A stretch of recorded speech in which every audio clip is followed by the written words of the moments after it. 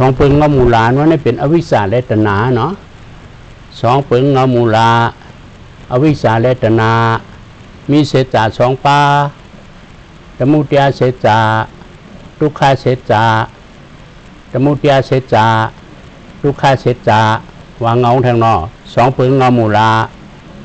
อวิชชาและตัณหามีเศษจาสองปาสมุทัยเศษจาทุกขาเศษจาสมุทัยเศษจาทุกขาเศษจาสักเพมาสีกาบอติยจองกาบหนึ่งปิสุปานโจกาบหนึ่งปิสุปานจองกาบหนึ่งอนาคาโจกาบหนึ่งอังคาหับ12อวิสาสังขาราวิญญาณนามยุกสลายตนะภัสสะเวทนาตัณหาอุปทานกามภวะสาติสรามรณะติสาปองสามเผาสังขารเลวิญญาณทราบหนึ่งเวทนาเลตนาทราบหนึ่งกามภวะเลสาติทราบหนึ่งสามบทเก่ากับตามกิเลสบทสามปากามมาบท2ปาวิปากาบท8ปากิเลสบท3ปาอวิชชาตัณหาอุปทานกามมาบท2ปาสังขารกามมาภวะวิปากาบท8ปาวิญญาณนามยุกสลายตนะภัสสะเวทนาสาติสรามรณะกาลายามสามถาอติกันปูนมากาลาหนึ่งพิสุปานยามพองมือเหลียวในกาลาหนึ่งอนาคตอันเตเป็นมือนากาลาหนึ่งอ่านเพกว่าเศร้าหนึ่งอติกจองหาปาอวิชชาสังขาราตัณหาอุปทานเพราะว่าพิสุปานโจหาปาวิญญาณนามยุกสลายตนะภัสสะเวทนาพิสุปานจองหาปาตัณหาอุปทานเพราะว่าอวิชชาสังขาราอนาคาโจหาปาวิญญาณนามยุกสลายตนะภัสสะเวทนาอ่านเพลกว่าเช้าหนึ่งลอกมี5ปา4ลอกเป็นเช้าหนังวันได้8อันเนี่ยเนาะ1 2 3 4 5 6 7 8ดีพร้อมกันสอนอ่านดีเลขป่องไว้ในอกในใจผังมันเนาะเป็นปฏิจจสมุปบาทของเฮาฮะกติญาณห้าหันในเพราะเหตุการณ์ออกรอดในนักญาณเฮาคือหัน3อันลักษณะคือหันอนิจจทุกขังอนัตตานั่นน่ะเนาะอนิจจก็เป็นรูปทุกขังก็เป็นรูปอนัตตาก็เป็นรูปนั่นน่ะนักญาณเฮารู้เลยหันเป็นรูปเพราะมันเป็นลูกก็ต้องเป็นสมถะนี่จังว่าหลวงหันเป็นลูกนั่นญาณเฮาคือหันสามัญลักษณะสังพวงใดเนื้อสังสารบททุกข้าลงในเนี่ยสองเปิงมาหมู่หลานว่าในพระเป็นเจ้าขึ้นเป็นพระเนี่ยมามุงเยี่ยมขึ้นนะ31โค้งเลยเนาะสัตว์ตั้งนำได้ขึ้นนำเต้นนำว่าพระเป็นเจ้าก็ป้องกันนำเต้นนำว่าให้ทางเล็กข้างขมุบ่เป็นนายนอในเพราะเดเอาสัตว์1ตัวก้น1ก้อยติดด้วยปานนี้แต่เป็นพระไม้ต่ออนิพพานความเย้าเลยว่าเนาะก็เปิดตายเกิดมานำหนาวนั่นนะพระเป็นเจ้าก้อยมาหุบจู่เหตุด้วยปานเหตุอจองก็เปิดอจองในหางเนี่ยมายอบเลยข้อ2อันอวิชชาเลตนาแน่เนาะแต่ว่า2เปิงงมูลาอันนั้นตายเกิดที่เนี่ยก็เปิด2อันแน่ก็ว่าก็เปิดอวิชชาเลตนาแน่อวิชชาเนี่ยก็มันหูจักเสจสีป้ากามป่องนั้นเสจสีป้าก็ห้อมหันตั้งออกเนาะอวิชชาโอ้โหไม่ให้นั้นมีอวิชชาเมืองผีเมืองกลเมืองสางฮอดไรก็น่ะนิพพานมันฮอดไรก็เปิดหูจักเสจสีป้าเนาะแต่ว่าจะได้หูจักเสจสีป้านั่นน่ะเส้นทางออกรอดนั่นนะก็เปิดอวิชชาทั้งตัณหา2ตัวเนี่ยเป็น2เปิงงมูลาเอาเฮาสัตว์ตั้งหลายตายเกิดที่ตัณหาเนี่ยก็กามาตัณหาภวะตัณหาวิภวะตัณหานั่นน่ะเนาะเสจสีป้าเนี่ยก็ทุกขเสจสมุทัยเสจนิโรธเสจมรรคเสจน่ะทุกขเสจวันนี้เป็นขณะ5ป้ายุคนามตราตัวเจ้าของเฮานั่นน่ะป้าลูกป้านวลนะเป็นทุกขเสจอันเท่าไรขณะป้ายุงนำตราป้าลูกป้านวลทุกข้าเสียจ่าเนี่ยก็เปิดตะมุเตียเสียจ่าเนี่ยเนาะติกตินิปันช้ำสางมีเนาะนี่รถท่าเสียจ่า แต่ที่คนนี้ปั่นช้ำสางเลยเหตุการณ์ไม่กล้าเสียจากการมากลางในของมีเสียจากสีฟ้าพระเป็นเจ้าปกป้องมาส่งไปที่โกโฮนเนี่ยเขาเนาะเขาผมต้นได้ถ่อมได้ยินแล้วตายเกิดมาในตนาเขาก็เก่าเขาการมาตนาเก่าเขาอวิชาก็ผมในตนาก็เขาคือเขามุดมากกว่านั้นกับมากรุงอายุ5 ป้าอิ่มเตือกนั่นน่ะแต่ได้เลยถ่อมตราเสียจากคือเพราะเขาจะแต่ได้แก้งการสุนทรเจ้าเก่าคือเพราะเขาเจอในกรมได้เฮ็ดเนี่ยก็เปิดการมาตนามัดเขาไว้เขาไว้เนาะกับมากรุงอายุ5 ป้านั่นน่ะมัดคู่เขาไว้อยู่ไปยง5 พังสไตล์ยงเสียงกันถ่ายยงอายศายยงเนื้อยศาพุทธปายยงเนื้อร้องที่เตอร์เนี่ยเป็นอันมัดเขาคือเขามูลชื่อเนื้อกับมากรุงอายุ5 ป้านั่นเนาะกับมากรุงอายุ5 ป้านั่นมีตีละเนี่ยมีตีเหนือลูกล่างนั่งมีเจ้าปู่อุตสาห์พิเศษเฮ้ยนี่รถก้าให้นั่งเงินคำของเขาเจ้านั่นเองกับว่าเป็นเขาเจ้านั่นน่ะนายเขาผ่าเขาหยาบเนี่ยเนาะนั่นเป็นเก่าไว้ตนาเก่าไว้เขาเอาเจ้านั้นมัดเขาไว้กับมาตนาเพราะว่าตนาเนี่ยเอาเพราะว่าจัดปานนมัดไว้แท้เพราะว่าของเผือกของมันเปียวในตนาเก่าไว้เนาะเป็นมูเป็นมาก็เปียวซ้อมเพราะว่าของเผือกของมันเนี่ยนั่นก้นกูแซนผีกูแซนในเปียวหลวงปู่ลืมคิดในตนาเก่าไว้น่ะเนาะเป็นเพราะว่าตนาไว้ก็ปุ๊บพวานเนี่ยแต่เกิดติ๊กเนาะวิพากษ์ตนาเนี่ยเขาเหตุการณ์เมืองตู้เจริญคือเขาบริการพระเป็นเจ้ากูสวยๆลงกว่าคำเอาเป็นสิทธินั่นน่ะเนาะหลุดเลยเปียวหลุดเลยมุ่นตาเนื้อเพื่อนเนี่ยหลุดลูกเมื่อได้กินดีเมื่อได้กินดีผมเมื่อได้กินดีหลุดเลยเปียวเพราะตายเยาว์หุ่มห่างเหตุกระป๋องกระเป็นจะเหตุการณ์อากุศลตู้เสือการเมืองเนี่ยเขาก็ถอดมันในเหตุเพราะเหตุแล้วเขาก็ตกกว่าคำอาชายาวๆก็ตกง่ายให้เป็นตริฉันปิกะเอาสระเกกว่าคำว่าเป็นสิทธิพุ่นเนาะสองวันก่อนเมืองเราเขาเป็นเอาเป็นสิทธินี่นะพระเป็นเจ้าว่าน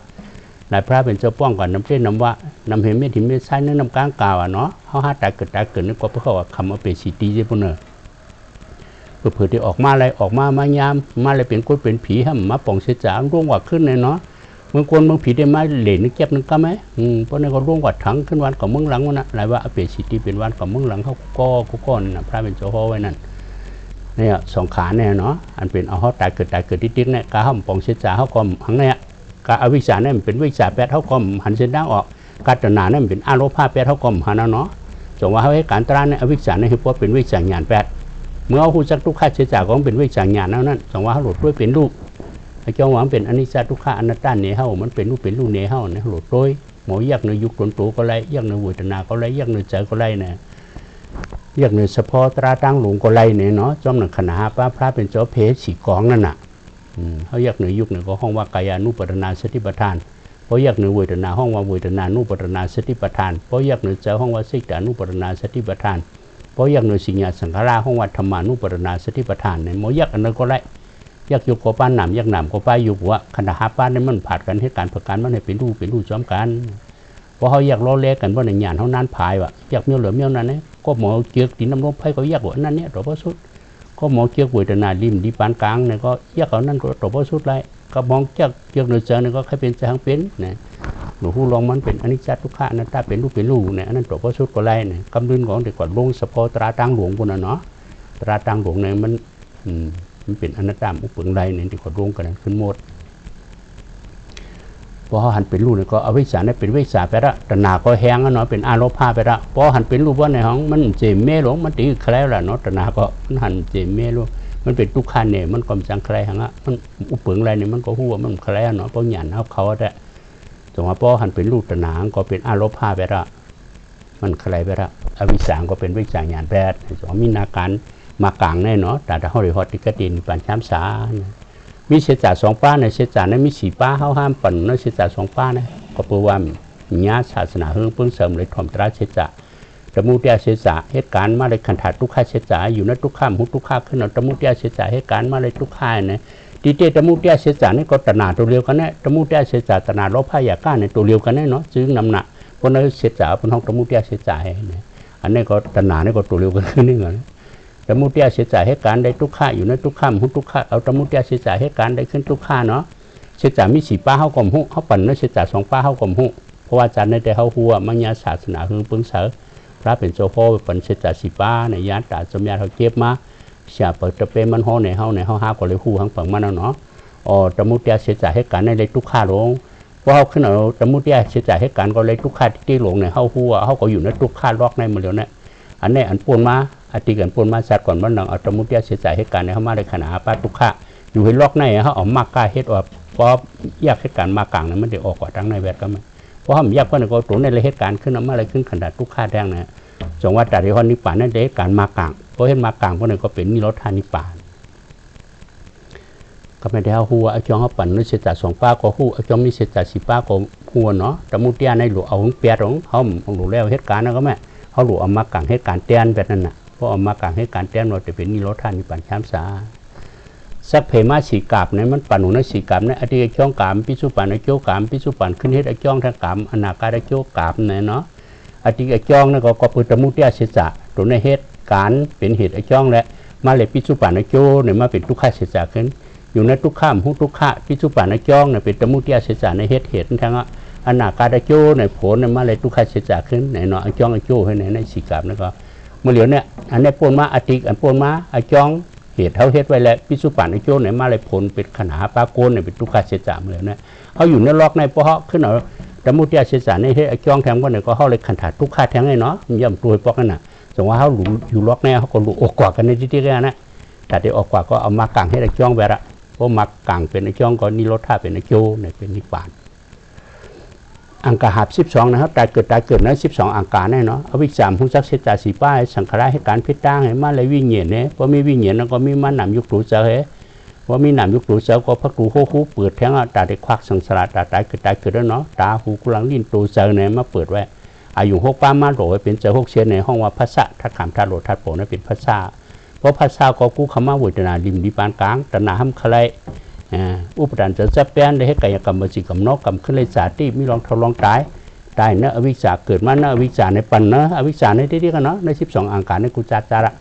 นี่ก็อันปนมาอดีตอันปนมาศาสตร์ก่อนเนี่ยก็เพื่ออวิชชาผู้จักเสจสีปักสังขารให้การพิจารณานี่แหละเอามาเลยวิ่งยินนำยุสระนับภาษาเวทนาเมื่อเหลียวเนี่ยเป็นขณะหาป้าเขาอยู่ล็อกในทุกขเสจตัวนั้นเองเขาอยู่ล็อกในเหรอเพราะเขาเอาตนาอุปทานกรรมในให้การแทงเขาก็ขึ้นเลยจัดที่สระมรณะแทงนั้นมันย่ำตัวนั่นน่ะแต่ว่าเขาอยู่ล็อกในเขาเลยให้การออกรถแปดกันในมันมาออกที่ล็อก2ในที่กันเนาะอังกาหับ12ที่ซาปอง3เผากับสืบไป3ติสังขารและวิญญาณในกับสืบกันตีเวทนาและตนาในกับสืบกันตีกับมาพ่อได้จัดที่ในกับสืบกันตีเนาะสังขารอันว่านี่ก็เปิดสางเป็นอวิชชาผู้จักเสจสีป้ามันให้การ3เมียวปุญญาปิสังขารอปุญญาปิสังขารอนิจจาปิสังขารว่าไงปุญญาปิสังขารให้การตานาปปะสินศิละมันผู้จักเสจมันย้อนออกขันธาแท้นั่นเป็นผีเป็นก้นขู่ผีคุ้งก้นนักผีนางโกนในมาเลยวิญญาณเตะมันเลยนิพพานไปเนาะนั่นน่ะเอา5เนี่ยก็เหตุการณ์ตานาปปะสินศิละเมื่อชาติก่อนเขาก็ย้อนเป็นคุ้งก้นนางโกนเขาก็มาเลยเป็นก้นเตะเนาะมาเป็นก้นเนี่ยก็อยู่ต้องนั่นต้องเมกะลุนปาชิบเป็นก้นทุกขะเท่ามาก็ทุกขะเปลี่ยนก้นทุกขะตายก้นทุกขะเลยห้องเลยให้เลยไม่เลยขี่เลยผัดยันกันก็ทุกข้าเนี่ยเป็นทุกข้าเสียจากขึ้นนั่นก่อนเนาะจัดก่อนก็อยู่ในทุกข้าเสียจากมาย้อนทุกข้าเสียจากแต่นั่นน่ะก็เพื่อห้ามป่องเสียจากนั่นนะอวิชชาโหไม่หุ่นจักเสียจากสีป้าลุงก็เหตุการณ์ผิดตั้งได้ที่กะเพราะว่าจันได้แต่ห้ามหัวเข้าหัวน่ะเนาะเขาจักมีเสียจากสีป้าห้ามเฮียเราก็ไม่ได้เอาเหตุการณ์แต่หน้าป้าป้าสินศิลาก็อยู่หลุมมึงถึงนิพพานเนี่ยเนาะก็มันเนาะที่เหตุการณ์แต่หน้าป้าป้าสินศิลาเนี่ยมันในพอที่เกิดเหตุนิพพานช้ำสาเสกำคาเนี่ยย้อนก็เพราะอะไรเนาะสายศาสนาเนี่ยก็การงานนะว่าการออกรอดนั้นเป็นเส้นทางหยันตึงแต่เหตุเราที่ก็ว่าเหตุเราก็ไม่ย้อนก็ไม่อะไรน่ะเนาะอาปุญญาปิสังขารานว่าทำก่อนได้อเปวิญญาณทุกนั่นแหละเป็นตริสันปิตะอสุรเกเนี่ยในการมาดูเสด็จนั่นน่ะหลุดเลยมึนตาเนื้อเปิ้ลหลุดเลยเปียวอ่ะหลุดลุกมาได้กินดีเม่มาได้กินดีผมมาได้กินดีผมเมสมิวจะคือมาได้ดีหลุดเลยเปียวให้ปตายย่อจะเอาเหตุการณ์มาดูเสด็จเพราะเหตุการณ์เมื่อก็กอดตรงอะไรและเปวิญญาณตรงอะไรเป็นตริสันปิตะอสุรเกอันนี้จะพิสังขารานว่าทำจ้างสมถะยุ่มหุ่นสักเสจจะตายกว่าเป็นสางพวกหมื่นกำพา80,000กำพาสารได้บินได้หุ่นสักตั้งนาตั้งหลัง40กำพาว่ะก็นำหุ่นสักเสจเนาะพระเป็นเจ้าชุ่มๆเนี่ยหุ่นเจิงเทวิลาอารยะอุตกายเสจในสารได้บินได้หุ่นสักตั้งนาตั้งหลัง40กำพาว่ะทุกตายกว่าเป็นสางพระเป็นเจ้าป้อมจังมือห่อกว่ามีเป็ดอาหรับอาเป็ด8เปิงที่พระเป็นเจ้าห่ออะไรบุญมียุกลายมีหนามลายมียุกนะไอ้พระเป็นเจ้าชุ่มๆนั่นเป็นตรานอกศาสนาเนาะสมถะนั่นเนาะญาติท่านนั่นว่าพระเป็นเจ้าตั้งว่าชุ่มแต่ว่าเขามาญาติศาสนาในสมถะเนี่ยเพราะเจนนี้เมื่อก่อนเขาหลุดจอมไปดังหยานไปแล้วว่าแต่ว่าเขาอยากไปว่าทางอย่างนะแพ้วสมถะ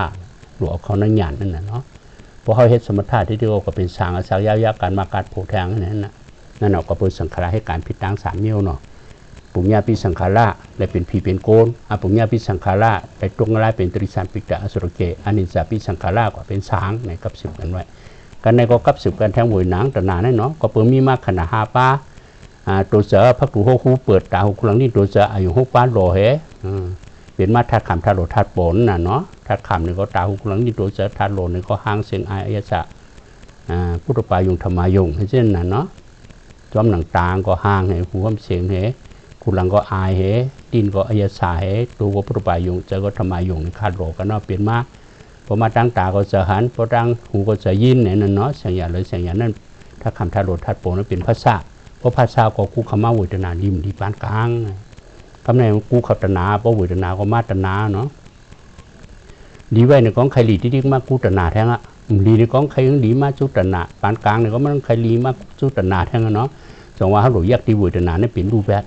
ที่เจ้าวิตนาเนี่ยมันเหนียวไว้วิตนาเสียได้อยู่ก็มีนั่นในใจก็มีนั่นในเนาะขณะหาป้าในเปิ่นผาดกันให้การประกันมันให้เป็นรูปซ้อมกันแต่ว่ายักเหนือยุก็ไรยักเหนือใจก็ไรยักเหนือวิตนาก็ไรในเหนียวไว้วิตนาเสียได้เป็นขณะหาป้าเขาเนี่ยเป็นขณะหาป้าของล็อกเลยนะวิ่งเห็นว่าขณะหาป้าหนามยุก็ขณะป้าพักถูโหขณะป้าถ้าคำทัดโดดทัดโปขณะป้าวิตนาเนี่ยก็มีเนื้อขณะหาป้าน่ะแต่หนาเนี่ยก็มันมาจะเปลี่ยนที่หนึ่งขณะหาป้าเนี่ยหลายว่ายักเหนือยุเป็นรูปก็ไรยักเหนือวิตนาก็ไรยักเหนือใจก็ไรยักเหนือเฉพาะตราตั้งหลงก็ไรอันนั้นเนี่ยนะเอาหมออันเดียวเกี่ยวกันแล้วก็ยักอันนั้นเนื้อเหลือคือหยาดน้ำพายเนื้อปอเกี่ยวหูเกี่ยวป่องเกี่ยวแรงอันนั้นเพราะหันเป็นรูปมันออกไปเป็นวิญญาณนิโรธาตนานิโรธโทษตั้งออกรถปฏิจจสมุปบาทเพราะหันเป็นรูปนี่ก็กับสืบตนาที่เรียกวิญญาณนี่เนาะขณะหาป้าเนี่ยกับสืบตนาที่ก็เอาเฮ็ดปล่อยย่อมย้ำอ่างเงินหมื่นเงินแสนก็กับสืบตนากว่าจ้องร้องหมอกก็กับสืบตนาเพราะหันอยากเป็นรูเนาะเพราะหันเหตุการณ์ตราก่อนเนาะกว่ากาดกว่าซากกว่าปล่อยกว่าล่ามกว่าก็เลยก็เยอะมันกับสืบที่ก็มันขึ้นด้วยเหตุปกวิญญาณพิเศษตนาเนี่ยก็ปุ๊บพักกูหัวเปิดไว้อายุ6 ป้านโหลเป็นมาเจอ6 เซนเจอยังแค่เป็นแล้วมันกูเขามาติดขนาดป้าเนี่ยเนาะเป็นวิญญาณเนี่ยกูเขาตนาที่เพราะอยากเป็นรูในจงก็เป็นวิญญาณนิโรธาตนานิโรธโทษตั้งออกรถปฏิจจสมุปบาทตั้งพระยานตาเขาเจ้ากว่าตั้งอริยะเขาเจ้ากว่าเขาคนได้กว่าสมเด็จให้เพราะมันอยากเป็นรูปมันก็มาที่คณะอุยนะพิเศษตนาเพราะตนาเขาเรียกว่าอุปราชจะแป้นได้ให้กายกรรมจิกรรมนอกกรรมขึ้นในจัตติอันนี้ก็กับสืบกันไว้เนาะเนี่ยกายกรรมจิกรรมนอกกรรมเอาตัวให้สบายใจจามเป็นกามมันเลยนะเพราะให้กามวันไหนอะไรขึ้นจัตติเขาหมู่จักเสียจ่าวันไหนเขาได้ให้กามได้ด้วยเนาะเขากูละเพราะกามหายวันไหนกูน่ะแม่หึงดีอ่ะแม่หลีถันก็ยังมาชูจัตติที่ก็เนาะมันเลยนิพพานของกามนะกุศลกามนี่ก็ทุกข์เสียใจตายนี่ก็มาเลยจัตติขึ้นเนี่ยอกุศลกามนี่ก็ทุกข์เสียใจเลยจัตติอเปเหเนี่ยอกุศลกามพวกกุศลกามจัตติผีจัตติโกนเห็นเนี่ยกามมาพวานเนี่ยมากับสืบจัตติอยู่ที่ไหนที่ก็เพราะเขาตัดกันในก็เยี่ยวป้ามันนั่นเนาะหลายพระเป็นเจ้าตัดกามในตัดกันในอ่ะนั่นลูกโลกาเขาห้ามหู้ลูกเขาห้ามถ่อมตราพระเป็นเจ้าเขามาตัดติกามเนี่ยเมฆกามเนี่ยทอกกามเลยตั้มกามเนี่ยมาเมฆติกามเนี่ยที่เมฆกามเมฆก็ยังมาชุจัตติที่ก็กามไม่ได้ก็ปึ้งมันกับสืบจัตติไว้ละไงว่าเขาจะเลยตัดกันในเพราะตัดกันในตัดป้ากามกันในเป็นโหสิกามไปแล้วว่าแต่ว่ามีการวิปัสสนาการมากลางในหลดตัดป้ากามมันนั่นถึงเป็นโหสิกามแบบกุศลกามก็ตัดอกุศลกามก็ตัดเนี่ยมันก็เป็นโหสิกามมันก็เป็นนิพพานชั้นสารนั่นเนาะเนี่ยกับสืบไป3 ปีเนี่ย3 บทเก่ากับตามกิเลสบท3 ป้ากามมาบท2 ป้าวิปากบท8 ป้ากิเลสบท3 ป้าอันว่าในเป็นอวิชสามหุจักเสจาก4 ป้าตนะอิ่มเติมนึกกามาตนะพ่อตนะวิพ่อตนะอุปราณสัจแปนนึกกามุปทานเตชุปทานศีลปตุปทานอัตตาปตุปทานเนี่ยก็เปิดกิเลสบท3 ป้าในผังนั้นองค์นั้นเจอเหตุสังการในสังขารกามาพ่อในเหตุการณ์3 อันนี้เป็นตัวสังการ2 อันนี้เป็นตัวเหตุการณ์อันนี้มาเลยขันธหาป้าเป็นวิปากบทไว้วิปากบท8 ป้าเนี่ยมาเป็นขันธหาป้าเขาขึ้นเงานะวิญญาณนามยุคสลายนาภาษาเวทนาสาธิสรามรณะเนี่ยเป็นวิปากบทไว้เมื่อเรียนในเขามีนะวิปากบทกูโก้เนาะเขาหมู่เขาก็ถามว่าโบเท่าก้ายอมมาเขามาเห็นเป็นตัวขามบทคนเท่ามิลุกมิลานเป็นตัวขามบทที่แดงเขาเป็นตัวขามบทเขาหมู่เนาะแต่ว่าเขาหลงคู่เอาจงเขาเป็นตัวขามบทเขาอยู่ในวิปากบทแถวเพราะเขาเหตุการณ์ออกรอดเพราะในอวิชชาในมาโหไม่หมู่จักเสจาก4 ป้าเพราะหมู่จักเสจาก4 ป้าก็สังขารในเหตุการณ์ที่ก็สังขารเหตุการณ์มันเลยนิพพานมาเลยวิ่งเห็นแบบเพราะทำให้การตราก็เป็นอวิชชาที่เรียกเนาะเพราะอยากเป็นรูปมันก็เป็นวิชาญาณเพราะเป็นวิชาญาณแล้วสังขารในเหตุการณ์เขาก็เลยวิ่งเห็นนั่นนะเพราะว่าทำเหตุการณ์ออกรอดการมากลางว่าไหนมันใครอย่างเหตุละฐานะศีลาสมถะเป็นอวิชชาอ่อนโหดที่เรียกมันมุจักเสจาก4 ป้าในเหตุการณ์พิตั้งที่มันเลยวิ่งเห็นว่าทำเหตุการณ์ตราเพราะในตนาเนี่ยก็อิ่มเตื้อให้พวกให้เปี่ยวนะกามาตนาพ่อตนาวิพ่อตนาอุปราณทับเสจะเปลี่ยนกามเล่มชั่วเนาะตัวในทะเลตัวในก็จะเปลี่ยนปนังการเหตุกายกรรมจิกรรมนอกกรรมเพ ราะให้การดีเพราะไหนก็จัดที่ผีจัดที่โกนให้เพราะให้การดีเพราะไหนจัดที่เปย์เนี่ยมาเลยวิญญาณจัดที่เป็นวิปากกาบทแปดป้าเนี่ยมันเลี้ยวในเขาอยู่ในวิปากกาบทแปดป้าเนาะเพราะเขาอยากตราก็อวิชชาเนี่ยเป็นวิชาญาณแปดสังขารามเลยให้การเขาความเลยวิญญาณเพราะอยากเป็นรูปแปดเพราะไหนเวทนาเนี่ยก็เป็นเส้นทางออกไปแล้วตนาเนี่ยใครอะเนาะอุปราโนเสริมสเปียนกับคำวิจิกรรมนกกับเลยให้การเขาความเลยจัดที่มีวิญญาณเลยจัดที่เนี่ยออกพ้นบทคานจะเป็นนิพพานช้ำสาแล้วก็มีการวิปัสสนาการมากลางเนาะแต่เขาที่ออกรอดเนี่ยนิพพานในย้อนอมไรเป็นเส้นทางญาณเพราะเขาเจอก็เป็นวิปัสสนาแห่งใหญ่กว่าไปแล้วนั่นคนในเรามีอยู่เลยนำขณะหาป้ายมันมีก็ไม่ยืงใจอย่างนับปิญญาสมุติแต่มีเนาะก็ไม่ยืงใจพิสังสัตโกในมีมันพิษสีเนี่ยแต่หึ่งพิษสีเนี่ยอันนั้นสมุติปิญญาแต่ที่เขานิพพานเนี่ยจะได้ไปเส้นทางญาณเนี่ยเขาหลุดเขาเจอเป็นสองเตียนไว้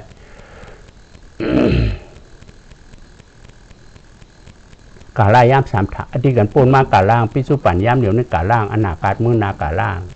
อธิกันปูนมาเนี่ยก็อวิชชาสังขารเหตุการณ์เนาะพิสุปัญญามเดี๋ยวนี้มาในขณะหาป้าเป็นทุกข์เสียใจไว้อยู่เห็นในทุกข์เพราะหอติกตีนิปัญชามเสาขึ้นในคันถาหังแทงก็จะเป็นทุกข์เสียใจอ่ะอธิกันปูนมากดทุกข์พิสุปัญญามเดี๋ยวนี้กดทุกข์อนาคาวันนี้มือนากดทุกข์ชามสางมีก็แล้วมีติชามสายเพราะกันเนาะสมมติว่าติชามสางออกปูนในสามกาล่าในไว้อ่ะแล้วเราคุณบอกคำไม่ถึงจะทำเจ้าหน้ากระสิงน่ะนิพพานในมีอันปนมาห้านิพพานในมีปิจุปัญญามเดี๋ยวห้านิพพานในมีเมื่อนาห้าเนี่ยในสามกาลในมีแต่ขาหกคำเพราะว่านั้นก็รู้ว่ามีนิพพานในมีกว่าเนาะผมจึงไม่สองปองในตั้งซ้ายปองตั้งขวาปองซ้ายก็มีไพ่ปองขวาก็มีไพ่พวกปอแต่ที่สองไพ่ในลูกในตะการลูกก็ไม่สองปองในตั้งซ้ายก็มีไพ่ตั้งขวาก็มีไพ่ป้อมขึ้นดูปอที่เพื่อไหนบ้างไม่มาไพ่ลูกไรนั่นน่ะ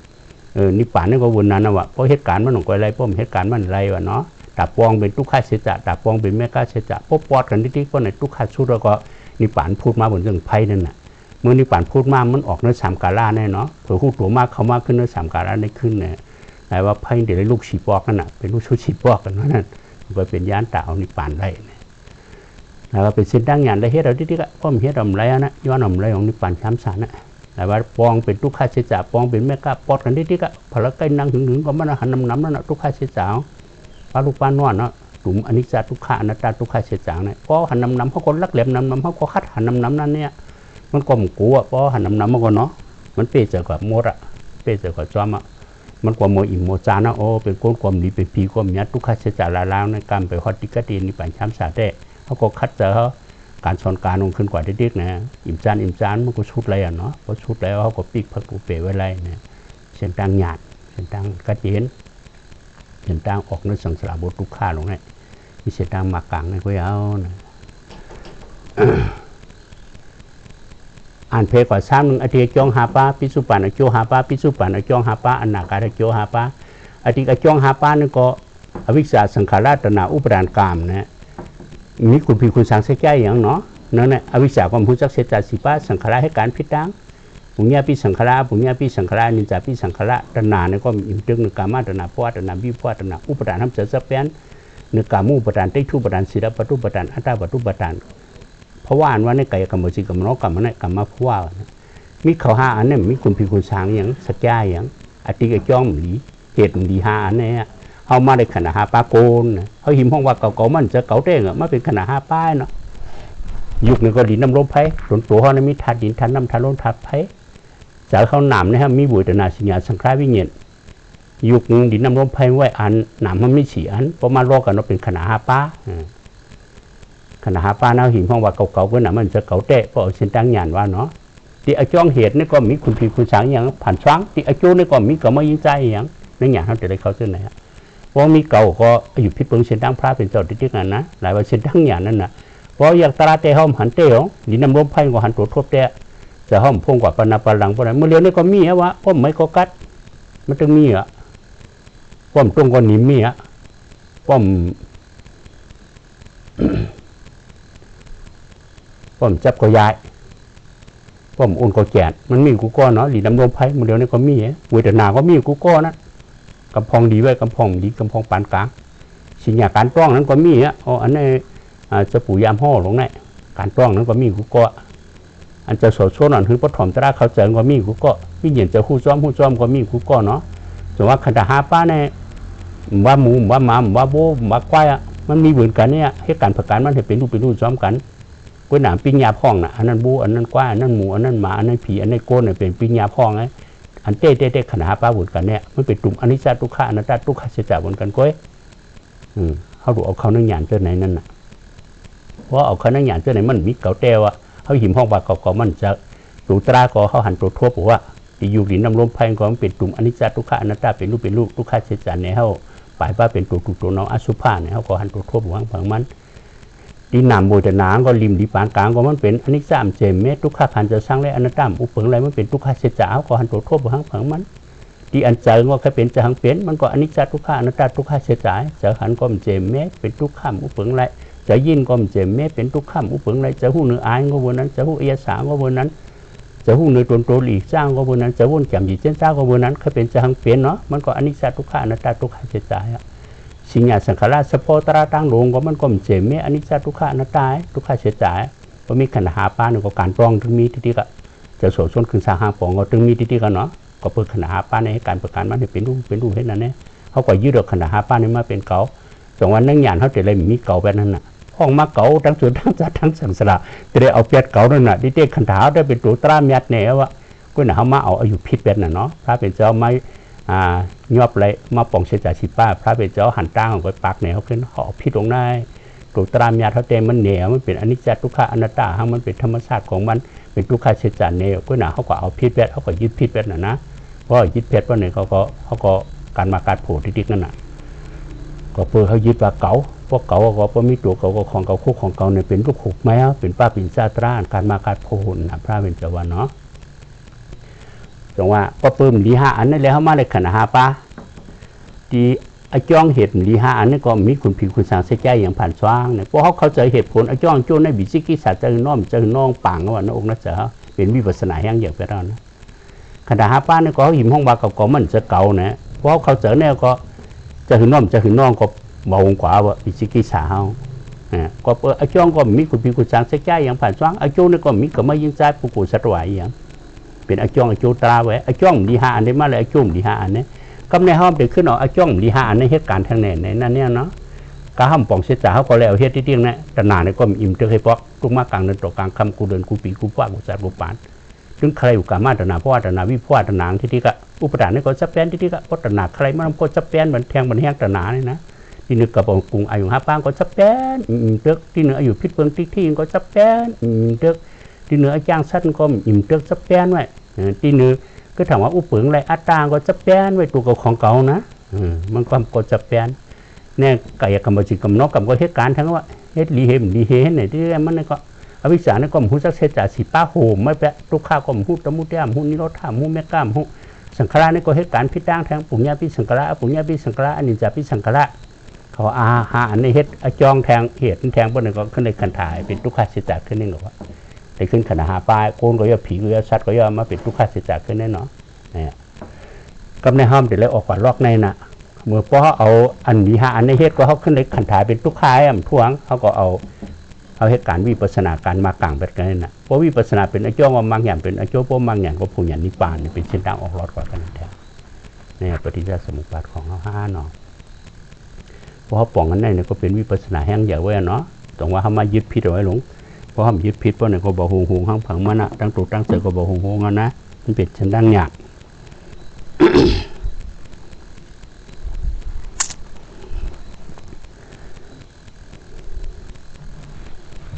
เขาปึกปังตราปัดในเนาะปัดในกวนหนุ่มปุ๊บ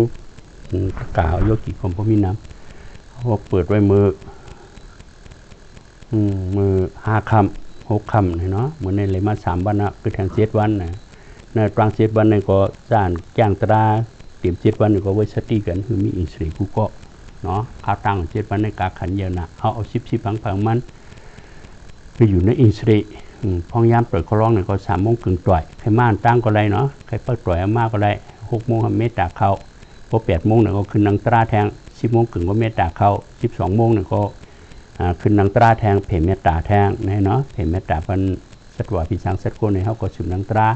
กลางขม่าก็6 โมงเขามาเนี่ยกลางวันพ่ออยู่ได้กินวานในปดตันเนี่ยก็2 โมงครึ่งก็ใกล้ห่อนะเวลาห่อกลางคำให้ไหนตีลีในผู้เส้นชาติไว้มันก่อนพ่อใหม่ หมายมาขายมาโคกลางคำไปเลยมันกูบอกได้โคกลางวันก็กลางวัน2 โมงครึ่งกว่าเพราะเคยต่างตราก็เลยเพราะเคยถามตราก็เลยเนาะน่ะขิงพองยามเขามีไว้ที่ไหนยกกี่อันป้าโทรศัพท์มาเนี่ยก็ปีไว้อย่าผมจะเอาการส่วนตัวเป็นเยอะเนาะเทียบกลมดับถ่อมดีกลมดับด้วยเอายักตราถูกขันถาเขาเหนยุกเลนหนามเขาเหนนั่นเนี่ยจะหมอยักยุกหลินน้ำลมไผ่ก็ยักหลินน้ำลมไผ่ที่เนี่ยไม่มากก็เป็นลูกกัดมากก็เป็นลูกโคนมากก็เป็นลูกเกียนก็เป็นลูกต้งก็เป็นลูกนิมก็เป็นลูกท่านน้ำเอาจับเอายายเหนนั่นน่ะมันเป็นอนิจจทุกขาอนัตตาอสุภะทุกขาเสียจานเหนเขาเด้ดีตัวยุกลงเขาเนี่ยนะจะหมอยักจอมยุกก็ยักจอมยุกที่เนี่ยก็จุกนางนอนก็วัวหนูนั่งหลินน้ำลมไผ่ที่เนี่ยจานยักจอมยุกนี่ก็เนาะอย่างก็ยักเป็นลูกเป็นดูไว้หรือว่าไหนนั่นเนี่ยความใจของตุกล็อกนี่นะพอหันเปลี่ยนเพราะไหนอายุขาดปูนขาดพอหันลูกอายุสืบยาวขาดพอหันเป็นลูกอันที่ว่าเก่าๆทำขาดจอมนั่นน่ะเนาะแต่ว่าเป็นลูกเนี่ยมันเขาต่างแค่หมดเป็นลูกอนิจจาเป็นลูกทุกข้าเป็นลูกอนัตตาว่าก็ว่าง่ายเป็นทุกข้าเสียจ่ากุฏาเสียถ้าหมออยากซ้อมบ่อยแต่นานดิมดีปานกลางก็เอานั่นเนี่ยกว่าชุกนางนอนมีกุฏาเสียลีปานกลางไงมันหลีไว้เนี่ยก็เป็นลูกให้นั่นเนี่ยมันหลีนี่ก็เป็นลูกให้นั่นเนี่ยปานกลางดีก็มันจะจ้าก็มันจะมันก็เป็นลูกให้นั่นแน่เนี่ยห้อมหลุดผัดเป็นลูกนั่นเนี่ยยักยุกก็คือหันเป็นลูกยักเวทนาก็คือหันเป็นลูกยักเจอก็หันเป็นลูกเจอยังแค่เป็นเนาะถ้าหมอยักเจอก็จะยินก็เป็นลูกจะหันก็เป็นลูกในปองยินทำเม็ดถอมหึงได้ยินน้ำนั่นจะลายเนาะพอยินก็เป็นลูกไปแล้วลูกก็ถอมอย่างดิ๊กพอหันก็เป็นลูกไปแล้วลูกก็ตัวยักหน้ายักตาอย่างดิ๊กเขาหลวเอาอินเสดีเขาคืออินเสดีเขามีแห้งเนาะเลยทิ้งสินหูสินตาอันนั้นน่ะสินโชบสินความจะได้ทิ้งเสียงกว่าเนี่ยก็คืออยู่นั่นเป็นลูกอยู่นั่นตรามันก็แคบเนาะมันก็เลยตั้งรักน้ำปักเปิดเขาผ่าเทินมาเนี่ยเขามาปลายออกมาเนื้อถึงกับมากุ่งกับมือสิบันถึงเขาก็ไล่น้ำจะมาซื้อผูกของเขาเนี่ยพอมเฮ็ดปันเพลไล่โปเมฮักลูกล่างก็เฮ็ดปันลูกล่างไล่ลูกล่างฮักโปเมเฮ็ดปันโปเมไล่ผูฮักมีฮักผูพัมเฮ็ดปันเพลไล่แต่ละเฮ็ดเอากล้วยมันเนาะเส้นดังหยาดเส้นดังออกรถนี่แหละกำลังในการขันเยอะนึกข่าวตั้งกับมือสิบันเนี่ยคือแทนเสียวันแน่เนาะการขันเยอะน่ะเขาอย่าไปกว่าอุบเรียนอุบรออยู่รออยู่ร้ายนั่งก็ยักตราเขาเป็นรูไว้นอนก็ยักตราเป็นรูถึงรับก่อนเนื้อตราตื่นมาเนื้อตรากว่าเขาห้องน้ำห้องนอนสักคู่ร้อยเลี้ยงอาบน้ำยักเป็นรูทิศยังก็ยังมันไม่เปลี่ยนให้ลูกกว่าทุกขลาลาเนี่ยอุปเปิงอะไรเห็นมีองในทุกข้าเสียจ่าเนี่ยเขาวนในยังก็วานนั่นที่เดียวเนาะเป็นรูในที่นั้นเนี่ยยางกำก็เป็นรูชุกก็เป็นรูนอนก็เป็นรูนั่งก็เป็นรูใหญ่ผัดเป็นรูนั่นน่ะเมื่อเขากินเนี่ยก็เป็นรูจะหันว่าเป็นรูจะยินก็เป็นรูจะหูอายเป็นรูจะหูยาสาเป็นรูจะหูเนื้อตัวลีกเจ้าก็เป็นรูจะวุ่นแจ่มดีเส้นเจ้าก็เป็นรูวางปอกเสือโลภะกระเรียนโผมากก็เป็นรูแบดวางปอกเสือโตซ่านโผมากก็ยักเป็นรูแบดเนี่ยเนาะโตซ่าจะรำใช้กำไข่ข้าไข่แหมจะได้โคกขมกูเฮองอายเป็นทัดโตซ่ามุระขี้เงาจะน่ะยักเป็นรูแบดติ๊กมหาถึงจันโผมากก็ยักเป็นรูจะใครหลุดใครต้านโผมากก็ยักเป็นรูจะใครหุ่นเมตตาเป็นพิชางสักคนโผมากก็เป็นรูเนาะเคยจะเข้าก็เป็นรูเคยจะออกก็เป็นรูเนี่ยก็เป็นจางเปลี่ยนจะหมอยักจอมเสือก็สปอตราตั้งลงอีกอย่างก็ยังเจ็บเมียเห็นเมียวเป็นทุกข้าลายมันอุปเปิงไรทุกข้าเสียเจ้ามันมีเฉพาะเป็นรูก็เปลี่ยนก็เลยลูกก็นั้นเกิดก็เลยตายก็นั้นเนี่ยนะหลูใหญ่ผัดเป็นรูที่อินเสดีฮะคือมีแห้งเพราะอินเสดีแห้งก็ปูแห้งพอปู่แห้งก็มากางเขาพายก็แทบติ๊กที่วิสิกิสากัดได้เพราะมันเพื่อกำไรเนาะเพราะยินเอาจอมถ่อมเพราะหันเอาจอมตัวให้ไหนมันแหละเลยมีสติอย่าไปพมใครหู้ใครทำนะเพี้ยเขามาเขาจ้องเอามีสติพอมึงเนาะก็เป็นสุ่มหูเป็นปั่นตัวเนาะอันนี้จะตั้งสุ่มหูละคือมีสติยังเปิดมาเนี่ยพอมีสติก็จะเลยหันน้ำพอวางออกเขาห้องไว้อุบกันดีๆเนาะพอเขาเหตุการณ์ตราสุ่มตัวในอยากอุบกันโทรศัพท์เขากดปีกไว้ทำรอง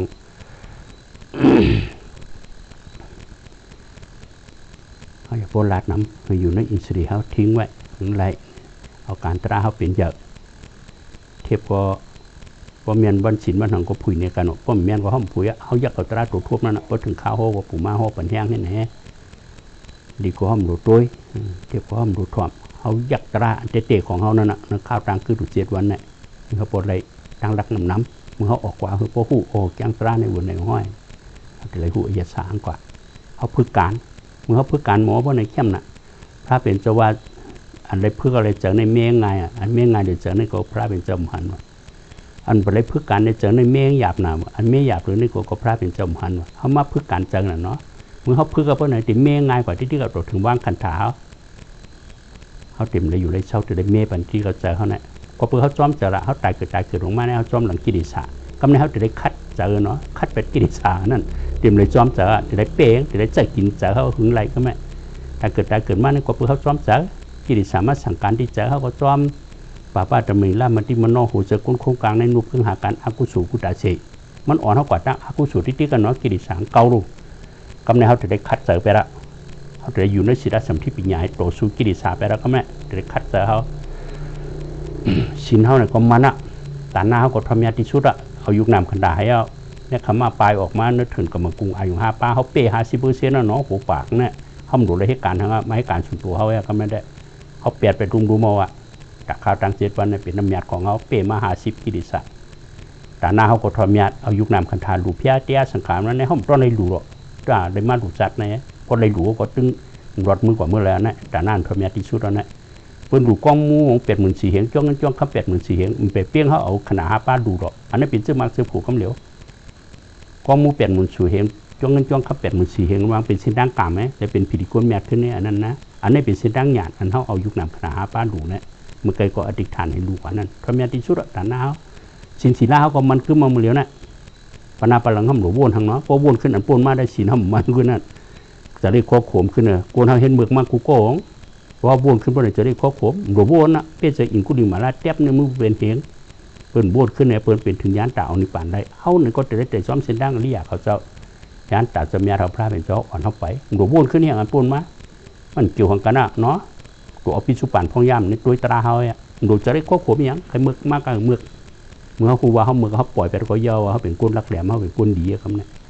ปัญนาเนี่ยก็อย่าไปวนกว่าที่ก็วนกว่าอันไปถึงก็มันเกี่ยวกันตั้งมือเลี้ยวเนี่ยเลยตั้งตนาลูกขุบไม้เขาไหมยังก็อิ่มตึกใครที่ก็ทมูไปยินมือวนกว่าตั้งนาย้องจำกิริสาลูกขุบไม้เขาอันปนมาพอวนขึ้นเนี่ยก็จะได้ข้อขมเป็นโต๊ะซาลูกขุบไม้เพราะตายในโต๊ะซากว่าอะไรอันไปถึงตั้งนาวนกว่าเป็นโลภะลูกขุบไม้เพราะตายโลภะเป็นปิกาเพราะเขาเคยตุกอะไรมันเคยเป็นปิกาแทนก็เขาดูอยู่น้องปิสุปานเนี่ยสินเขาก็มันนั่นแนวจับหลุมไม่เจอหังเมื่อวานมาชื่นใครพี่เดือดมากหลวงกูเอามือเราเนี่ยเป็นอันพระเมียที่สุดอะอยู่ซ้อมคาถาเป็นรูเขาในพระเมียที่สุดตราเมียโรปาลูกป้านอนนะเขาหลุมมีสติแต่พระเป็นเจ้าเขาให้การสติประทานนะคือมีสติอย่าไปลงไปลืมให้เพราะเดี๋ยวนี้กว่านะในตั้งสั่งแทงกำลึงชุดเนาะเจ้าหนันตาพาเพื่อเจ้าส่งตากำแถมมานั่นหันดานนี่เป็นขวยอมันได้อย่ามีบวิยาตมาสังขารอปมาตินาสัมบัติท่านั้นมุขเขาตั้งหลายสังขารคือสาหาปองมา13 ชั้นเปิงแน่กำลืนก็รู้เหลียวกล้วยอ่ะคือมีสติกึมเห็ดด้วยปัญญาอย่าไปลงไปลืมหน้าอัปปมาได้อย่าไปลงไปลืมมันนั่นเนาะคือคู่ปันสังขารสปอตราเนี่ยก็ยุคหนามขนาดเฮานี่ก็สังขารสปอตรากับว่าก็เปิดกามจิกอุตุอาหารจงตราสีป้าเฮียดเลยเปลี่ยนมาขนาด5 ป้ามันก็เป็นสังขารตราอันกำลืนก็รู้เหลียวเนาะขนาดเฮานี่ก็เปิดเปลี่ยนอนิจจทุกขาอนัตตาทุกขาเฉจาหังมันเนาะอย่าไปลงไปลืมมีสติกึมเห็ดด้วยปันมันติ๊กนี่มันเนาะพอตัวปันมันติ๊กก็จะอิ่มจานพออิ่มจานก็จะชุดนั่นของชุดเราเป็นไหนปิกพักตูเป๋ไว้ไรเส้นดังอย่างสปีสังขารอนิจจติยถาปิญญาปัสสติอัฏฐานิปิดาติตุเขอิตัมเมโกวิสุทธิยานสังขารสปอตราตั้งหลงนั้นมันเป็นอนิจจามเจเมโกยเส้นหยานให้ตัวปันจับเลยเพราะตัวปันติ๊กพวกนั้นติอิ่มจานนะเพราะอิ่มจานน้องติชุดเลยสปีสังขารทุกขาที่ยถาปิญญาปัสสติอัฏฐานิปิดาติตุเขอิตัมเมโกวิสุทธิยาน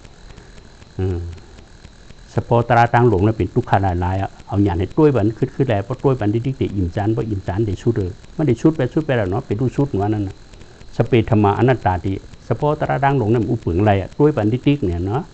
เอาอย่างเขาตัวบันที่นั่นน่ะลองอุปึงอะไรเป็นรูนั่นเพราะตัวบันที่มันได้อิ่มจานเพราะอิ่มจานได้ชุดปองชุดปองก็ปิกพระตูเป๋ไว้อะไรอยู่ทาง7 จาตีหึงเพราะชุด2 ปองเนี่ยก็อยู่ทาง2 จา3 จาเพราะชุด3 ปองเนี่ยเอานิพพานมึงสางอยู่ทางจาเพราะชุด4 ปองเนี่ยเอานิพพานจัดในไรให้เป็นเส้นทางพระเป็นเจ้าดีมาปัญญาตาเขาจะไปจอมมันจะก็2 ก้อยเลยอันนี้เนาะคนปากคนเหี่ยมันจะอ่านสังเขกันเนาะ4 สังเขปายแสนกำพาพระเป็นเจ้าเอาขวา2 สังเขปายครึ่งอ่ะคือดูนักศาสนาใน2 สังเขปายเขาหนึ่งของติดป้านั้นศาสนาในห้างกันเนาะเพราะเหตุการณ์รอดของเมื่อแล้วเขาถ่อมตราเขาใจเป็นวิปัสสนาแห้งใหญ่เพราะนั้นมันมีเก่าหรอเขาหลวความหัวว่ามันมีเก่าของเขาเสยอะไรว่าห้องก็ไม่ยิ่งจ้าในปุ่นดัชเจนโลกายอย่าคือพิสิทธิ์เนี่ยเนื้อหยาดเขาเต้มันมีเก่านั่นแหละหลวพังไว้เนื้อองค์นั้นจะเขาความหัวเขากุดาเสียจงว่ามีเก่ามีอยู่ตัวเล่น ดีดำรงภายในมีนามบุตรนาสิญาสกราบิญญาเนี่ยมีขณะหาปลายมันเป็นกลุ่มอนิจจทุกขาอนัตตาทุกขาเสจหรือว่าไหนแต่ว่าเขาจะได้คู่เป็นรูติ๊กเขาคู่เป็นรูติ๊กเขาผัดเป็นรูปในญาณเขาก็ผายมาติ๊กหรอกเอียงก็ยังมันก่อนลงเป็นรูติ๊กอ่ะอนิจจก็เป็นรูทุกขาก็เป็นรูอนัตตาก็เป็นรูทุกขาเสจก็เป็นรูเองหรอวะเพราะหันเป็นรูเนี่ยก็พระเป็นเจ้าก็มีนะองค์นั้นจะเขาตัดเสียวะพระเป็นเจ้าว่าป้อมหันตรามหันเก่าพระเนี่ยนะเพราะหันตราก่อนเก่าพระเนี่ยนะเขาก็ถามว่าพระอันยุคทุตงอันฉุดเดี๋ยวฉุดงงเจ้านั้นมีอะไรเนาะก็เพื่อห้ามหัวอันนั้นปุ่นดาก้นหัวหันก่อไว้เล็กกุศลปุ่นดาเขาเนี่ยมีเข้มมีอะไรวะพระเป็นเจ้าว่าป้อมหันตรามหันเก่าพระเพราะหันตราพระเป็นเจ้ามีนะองค์นั้นจะเขาตัดเสียเข้มมีอะไรหรอกเขาเนี่ยอันพระอันเจ็ดอันมันที่ติดหรออันเขาเนี่ยเพราะหันเป็นลูกก็พระก็มีจอมตรามญาติก็มีปารุปานอนสังขารญาติก็เพราะเป็นลูกสุรเขาก็เป็นเนาะเป็นนั่งยิ่งก็เป็นอริยสังขารอ่ะก็มันในละยามญาติสังขารญาติเขาจะได้เยอะกล้วยเขาละแต่หน้าญาติมีนั่นในสีดาญาติมีนั่นในภาวนาญาติมีนั่นในตัวผงคิดสุเพียรสังขารชาสมาโปเมนั่นในลีเห็นได้มีทั้งการมากลางการวิปัสสนาพระเป็นเจ้าสอนได้วินมังกรทั้งวันนั่นนะนอนหนูก็นอนรับอ่ะเนาะมังกรตื่นมากกว่านั้นมังกรกินเขาก็มังกรกว่าจุกนั่งนอนมีมังกรสักคู่ร้อยเลี้ยงอาบน้ำเป็นมังกรก็ทีเดียวนั่นคำก็ไม่เสร็จเป็นรูปนั่นเป็นมังกรแต่เทมัวเทียงลีเห็นได้ก็มีอย่างเนาะเรื่องจังหวะหน้าการนั้นก็ได้ยินมีนักศาสนาพระเป็นเจ้าในกล้วยเขากำนิมุมีนะเขามาญาศาสนาเจ้าไหนโตแต่เขาเลยมาญาเสจตราเจ้าไหนก็เนาะมีหูถอมตราเนี่ยก็มีโกโฮเนี่ยก็มจังให้เลยถอมมีโกโฮมีหูถอมตราเนี่ยก็มจังให้เลยถอมป้อมเลยถอมป้อมเนี่ยก็มหันเส้นตั้งออกหรอกเสจตราวันนี้มันจังดีกว่าโฮกว่าพุทธิคูตั้งกับหลวงเนาะป้อมเสตีก็มฮอเพราะตีเปิ้นโฮเพราะห้ามกว่าเขาก็มเลยยินน่ะมันจึงปัวเมพี่น้องสุมิโยซึ่งคือเขาอันระยำนะเพราะว่าจัดกุนเขาก็เลยมาอันนี้หยาบนะศาสนาพระเป็นเจ้าเขาก็เนี้ยหูถอมตราเสจก็มีโกโฮเนี่ยเป็นเต้กวยหอยเถื่อนนะเขาจะเนี่ยนะตายไปเลยปัวเมพี่น้องสุมิโยซึ่งคือปู่เขาจะเนี่ยมันได้ถอมเสียใจตายไปนั่นหนาพระโมกขเหือก็พอเด็กจ้องตะกับพระตะกายเด็กการจ่าหน้าให้ตายกว่าเพราะคุกจะเล่นก็เป็นผีเป็นโคตรขึ้นในกล้ามปองเสียใจว่าเหมือนเส้นตั้งออกหรอกจังว่าเขาหันในมันมีอาทุกโก้หรอกเพราะว่าจัดคนอันหยาบก็ได้ศาสนาเนี้ยหยาบก็มาเนี้ยเสียใจตาก็มีโกโฮเหนือหูถอมเสียใจก็มีห้องป่าได้แก้งแทงอันเขาแก้งนั่นเป็นซื้อมักซื้อผูเขาว่าด่านแห้งเผยมันเท่าไหร่อันนั้นหันเป็นด่วนไว้ปอกนั่นก็เป็นพระเป็นเนี้ยพระเป็นจมชดอยู่ได้อันว่างมีอาหมกกันได้หรอกนักการเฮ็ดเพราะเฮ็ดเดียวเลยเนื้อศาสนาในเต้ดันนะพอเขาอยู่มันก็ย่ำพอเขาโตยก็หันนะตูตราแต่ปลาลูกปลานอนเขาหันปูโก้ละเขาหันเอาหึงหันจับกันติ๊กรักแรงกว่านั่งหยาดนั่นติ๊กนั่นน่ะที่เต้เขาเหตุการณ์ตราว่าในพึกตายนั่นนะพึกตายนั่งหยาดเพราะเขาเหตุการณ์ตราเพราะในลองกูตายมันสีเปิงมันรอดหัวพรเนาะมันเคยว่างเป็ดคันถาเลยตายไปแล้วเพราะในสลายน่ะเราคันถาของเขาในการหักการยุบอย่างสี่อย่างปุกโคลอยเลี้ยงอาบน้ำสุกสีแบบนั้นถึงพอหางดีคือสาหางปองมาหางผังมันหักขันดาของมันหรอกพอติดตายแบบปนดิสลายพอมอกาคือตัวเก่าในว่างมาตั้งสังสารรุมๆจากนี้ก็ว่าตัวเก่าออกมาเพื่อผืนที่มาป่องเสียจากซึ่งไหนที่เลยตายไปแล้วเพราะไหนมันได้หนาพอมอกาแล้วเนาะป้อมเลยถ่อมเสียจากตรามเลยเจตการไว้แต่ได้ว่างเป็ดขันเท้าเนี่ยมันเคยว่างเนี่ยจะทำเสร็จกับไม่ตายเพราะไหนตายในรสชาติกว่างอะไรไปเดียวมันเคยจุ่มเป็ดขันถ่ายตายในลบผ้าสลายก็เป็นปิดตาไปเดียวการตราก็ไม่ได้เฮ็ดหูหันทั้งหมอยักษ์ตราหมอเอาไว้ก็ละกองก็ใกล้ตาเนี่ยเป็นตริสารไปเรื่อยตายในโลภะโทสะโมหะนี่มันดีแหละเนาะอันนี้กูตายบอกหนึ่งมันเคยวางขันธาสกก็กูตายหมายสองนะมันเคยผ่าดูร่างนางมีเจ้าปู่อุจจาปิเจเฮนี่รถกายนางเงินคำของเขาจะนั่งก็กูตายทั้งก็ว่าลูกเก่ามีเก่าโผเก่าตึกเลี้ยงนึกคำเก่าตึกหาอะไรมากการดีกำจัดได้เฮ็ดเนี่ยจะได้ควบคุมเคยผ่าเท่าให้ตายนี่ก็น่าเสียเท่านั้นเนาะมันเคยตายจะได้ตายจะทำใช้กรรมตายเนื้อโตซาก็มีจะที่จะห้อยให้ตายกว่าก็มีกองก็กล้าให้ปองทั้งกว่าทั้งไปให้ตายกว่าก็มีตายเนื้อโลภะโทสะโมหะทั้งหมายสามเนี่ยมันกูตายทำการดีความมุกุศลในกรรมได้เฮ็ดเนี่ยเนาะกลุ่มหาเรื่องลูกร่างนั่งมีเจ้าผัวเฮ็ดไม่กินกูเห็นนั่นที่แกการดีส่วนตัวกรรมได้เฮ็ดทั้งเสียจากตราความปองเสียตั้งกว่าความหูหันตันตึงนึกที่จะไม่เจอการเมืองในป้นกลุ่มออกเฮเบียแบบการนี้นี่กรมเลยเฮเดอีเอที่จะไม่ใช่ตายนั่นมันกรมดีแท้งล้วนหมายสีเนี่ยหูเหตุรูปผลไอ้จ้องไอ้โจ้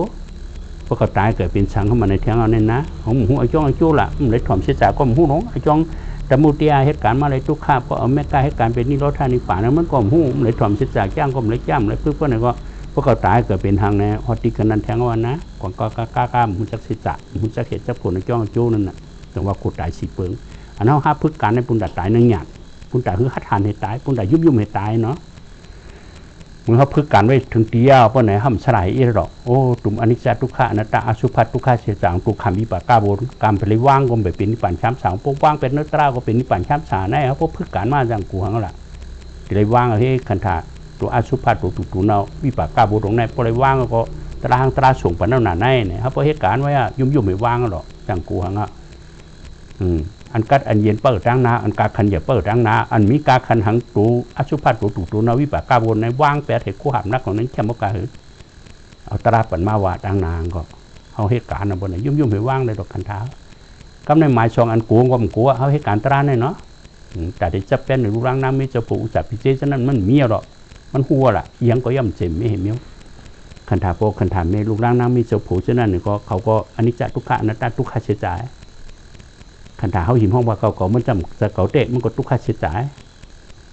ก็เป็นเขาตายเขาความจอยเขาไรเขาเป็นเขาตายเขาความจอยเขาไรมันหัวน่ะเช่นดังคันธานะมันเป็นอนิจจทุกขะอนัตตาทุกขะเสียใจพาความจอยพาเลยเตะหนึ่งเปียเจอรู้มันจังที่จะไม่เจอเหี้ยงอ่ะที่ว่าอุตสาหปิเจฉะนั้นก็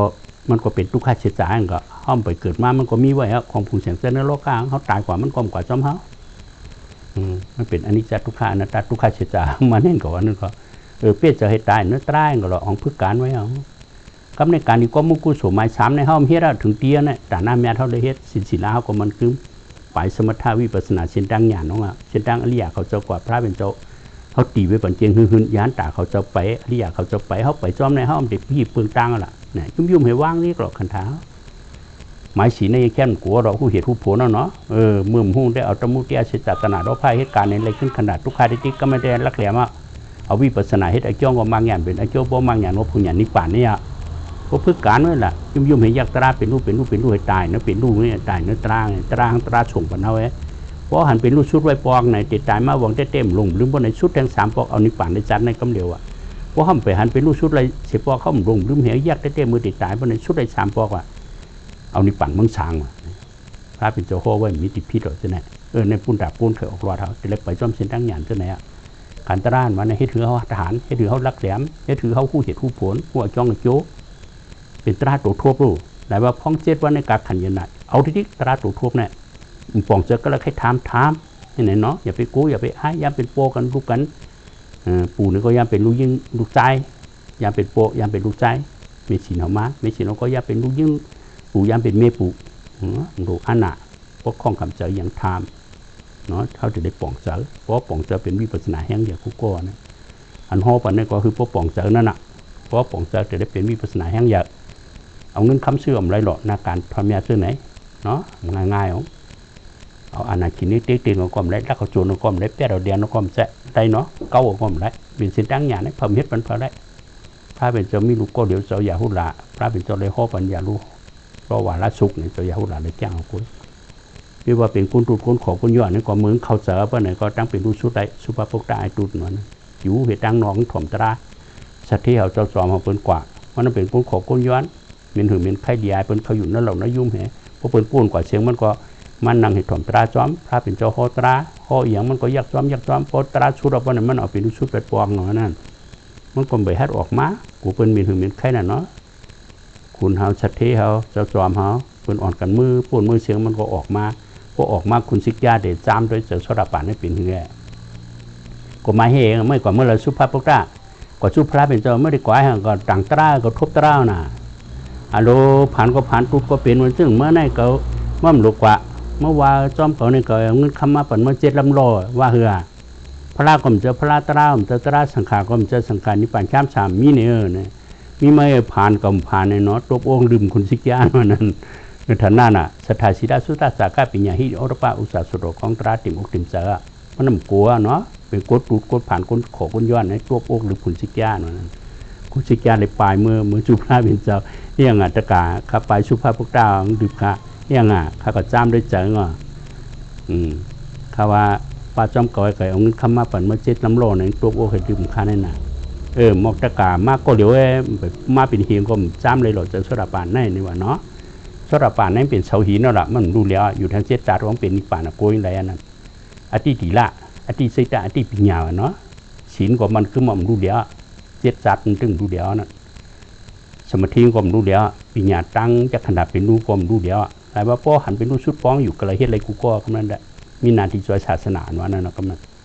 นาการคันเยี่ยมกันนายเนาะตรงว่านักข่าวต่างเชื้อวันเขาก็เอากันคือพ่อหันเป็นรู้ชุดฟ้องนะบางมันเพราะหวังเต้กำนันก็ชุดไรเต้เขาหูหล่อไอ้จ้องวันหลังเขาเฮ็ดมามีซื้อครับบางมันอ่ะเพราะเขามีซื้อไว้เขาก็มีจึกเส้นทางออกรถเส้นไหนเนาะเส้นทางถอดเส้นทางมีเส้นไหนมันง่ายๆดอกเขามีซื้อไว้กูก็เอาเนี่ยเขาหันน้องเหมือนเขามาปากแหวมันป่องแล้วเปิ้ลเขากำเดียวไว้หรอกพูดขึ้นมาเปิ้ลเขาหันเป็นรูปชุดอะไรเนาะนักข่าวต่างเชื้อปนเป็นการขันแม่ของเขาอะเรียกว่าเป็นรูปชุดเนี่ยเขาเลยโมกันไว้เต็มโทษเขาก็กิริสามปนิจักนั่นน่ะหัดฐานมันลักแหลมมันนั่นน่ะโมอยู่โมเศร้ามันนั่นน่ะโมเปียเสือมันนั่นน่ะเนาะเช่นดังเสียจานให้ถือเปียเสือให้ถือลักแหลมมงผ่านขีมิมเสือเมื่อป่องนัตราอดีตงานจังมีตีจะได้ข้อข่มจะกูจะเฮียยังมีเมื่อหันเป็นรูปชุดอะไรแค่แก่นะเนาะขามปนที่อยู่พิษหันกล้วยหูกล้วยหอดกล้วยขามปนที่อยู่พิษหัดฐานมาเนาะอีกที่วิสิกิสาขาแล้วนะเนาะโดยพระเจ้าสังขารนั้นยุคมือไว้หังอันแต่จะเป็นอริยะก็มีเนื้อศาสนาที่จะตราพระเป็นเจ้าในกล้วยเอาเป็นกุศลแม่ก็ยิ่งหยาดในบางหยาดนะพระเป็นเจ้าโสดาปันในหยาดโดยสกิยวัตถุอุปนิสีกุลหยาดโดยคุณผีนางผีหกขุงหยาดโดยคุณสางโลงเนาะสกิยวัตถุคุณผีนางผีคุณสางเส้นเพราะเป็นผู้รู้สีหนูเขาตั้งซุ้มโสดาปันเป็นรู้ชุดวอกนั้นน่ะหยาดหมกกันน่าน่ะเส้นตั้งอ่อนกันเฮ็ดมันหยาดเนี่ยเอาหาเลยจะหมักสืบผูกหังพังมันเนาะจงเอาไว้กาขันเยอะๆนาการของเขาข้าทางเจ็บบ้านทิ้งอิสีกันตัดความกลมพอหลูดาทั้งเนาะจังหลูดาทั้งที่ได้เลยสลากก็จังหลูดาเที่ยงหลูดาตกเพลสลาเนี่ยก็เคยมัดตรงถามใต้นั่นเนี่ยจะเป็นโยกีเมืองในกรมโลหิตเววิจาโยกีเขาได้จอยเนาะโยกีเขาจอยกลุ่มหูยักษ์ตราที่นี่ก็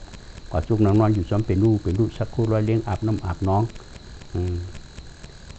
ว่าผลตัวเนี่ยเขาปัดปูดูแม่ใครไปเรียนสั่งเรียนก็ไรเพื่อนเขาอยากไปเอาตากว่าไก่หูกว่าไก่อยากเป็นลูกซ้อมที่อยู่ในอินสติของเขาไว้ทิ้งไว้อินสติมีแห้งปูมีแห้งมากก็พายเนี่ยแทบกิริสาอะไรก็เดียวไว้หรอเนาะจนตามเมืองนอกเมืองนาเป็นสุ่มหัวเฮ็ดเต้นั่นเขาหาในเต็มสุ่มว่าห้ามกันไว้เจ้าไหนโทรศัพท์กรมปัญจาเนาะห้ามกันไว้ปุ่นตัดตะกาเขาเลี้ยงเหรอมันจะปุ่นตัดปูนะวังคับกันไว้อินคือเป็นการส่วนตัวโล่นร่นคือเลยน้ำยาดน้ำข้างฝั่งมันเข้าใจกันไว้อย่าไปปล่อยลาบไว้เรื่องหนาแพ้วทิ้งไว้ขึ้นทางฝั่งมันทิ้งอินทรีย์ทางฝั่งมันเป็นยอกิจก่อนในข้อป้าศีนาสถาติมทุนในเขาซอยจำเป็นโปรเป็นเมฆกันรู้ยิ่งใจกันมาซอยกันเนื้อการตราเนื้อศิลาสัมผัสปัญญาเอากี่เฮือลำเดียวกันเขาหักกันซอยด้วยกันเมื่อเขามาจ้างการตราเนี่ยก็เขามาจำอินทรีย์ร้อยอยากเป็นรูปไอ้มันนางก็นางลีต่างก็เขาเช้าร้อยเมื่อโป๊กว่าก็อยู่กับเช้าร้อยมัดโคตรเขาร้อยอยากเป็นรูปกุฏิเนาะอยากเป็นเรื่องเชิงอย่างแย่ๆเนี่ยอยากเป็นมนุษย์ทุกอย่างสุกๆซักๆใหญ่แต่ไพ่ถาดผ้าผักพี่เผื่อหน้ากันเนี่ยเนาะแต่ทิ้งกุฏิวางกองตึงนางตราสมาธิรีวเขาก็เขาก็เอาโหจำเป็นนอนโคเขาก็โน้ตทุกอย่างเยอะๆแคบทองไพ่ถาดเพื่อนในเป็นโรคแสงมันดีเขาก็หลูหูเนาะก็เราก็ใครดีหูโกะอย่าไปยากกันอย่าไปเก้ากันก็ผ่าสายตรากันมันดีเนาะเขาอย่าไปเอาตัวเขาเป็นหยักนะเขาจะเป็ดเก่าอินนะเขามันช่างกินเปื้อนวางปองในปู่เมียในเคสกาเป็นมันช่างกินน้องอันกูก็มีปู่ขึ้นในหนาวปู่รัดที่ดิกน่ะเนาะวางก็ปู่ก็หูไว้ปู่เคยว่าคุ้นรวงกันนะวางกันของห่างหายเขานั่งที่คนนั่งใครนอนเขากวาดเป็นนั่งติดนอนเขาอย่าเป็นนั่งเจกันนะนั่งย่อนอนเลื่อนของโรงแรมจะมีเพื่อนอันนั้นเป็นสาติเปี้ยในสาติเขาขึ้นที่เปี้ยในตั้งคานเขาเส้นตั้งอริยาในปืนข้านจะได้ลักแหลมจะได้ใกล้จะได้ไฟจะได้พึกจะได้เปี้ยเจอเขาจ้อมเจอมได้หรอกใครนอนก็นอนใครกินก็กินใครกวาดก็กวาดใครรัดก็รัดใครด้วยก็ด้วยจ้อมเจอที่ได้กิริสักเข้านะเพราะใครลักแหลมเต็มได้จ้อมหรอกจะได้พึกเต็กหรอกกิริสักใช่ไหมนี่จ้าเขาเอาเข้าตายเกิดมาหลีจรำบกกาหือยังห้ามพึกเมื่อป่องเส้นตั้งเด็กการได้พึกคือเปี้ยงหรอกเนี่ยบางเจ้าในนังย่อหงจำให้โคเนี่ยเปิ้นเอาเฮ็ดดีเฮ็ดใช่ไหมยายเปิ้นหรอกบางเจ้านังย่อไปนอนให้แทงนะอันหนากันนะก็พองเปิ้นนั่งไว้นอนให้มันอยากนาเปิ้นให้แทงก่อนจะได้มันเฮ็ดหรอกเกินกว่ามันจะลองหยิงเงี้ยผู้จ้างตราให้อีดวะเป็นผู้มาเรียนการแนวกำนันแต่เขาจะได้ค่าก่อนหน้าการเขาเปิ้นก็ใครหลีเต็มเลยเฮ็ดอันเปิ้นนั่งนั่นเปิ้นก็อยู่ในศีลสัมผัสปัญญาของเปิ้นนั่งนั่นเขาผู้จอมตราเปิ้นหรอกเขาได้โป้เขามันนั่งให้ตุ้ยนาเปิ้นนอนให้ตุ้ยเปิ้น กำพองเนาะไม่ชัดตีพองหรอกอย่าไปป้อป่วยแห้งหรอกเราก็มีกูก็ป้อมทิ้งชัดป้อมทิ้งไว้ผลิตทิ้งกันเท่าไหร่จะเนี่ยปล่อยเสียงรบกวนกันดีหรอกยาตรากันนะเขาจะได้หักกันเขาขี่คือลำเดียวกันป้อมหักกันผลิตมาหักเขาละเป็นการทอดการแม่หลวงป้อเรื่องเสื่องหรือไรล่ะอ่อนๆนะเราตราเนี่ยแต่ละยินอย่างเงี้ยทั้งฝั่งมันกูก็ไม่เท่าไม่หนุ่มนะแต่ได้เปี้ยงกันเนี่ยคนแกงตราเนี่ยมีเจ้ามีคาหรอกขี่คือลำไรก็ไปได้หักกันเนาะคุณว่าข้าไม่ชัดเทก็เป็นหักกันเนาะผ่านพระเป็นเจ้าเป็นที่คนการตราจอมกันเขาก็จะได้หักกันบนนั้นเนี่ยเต็มเลย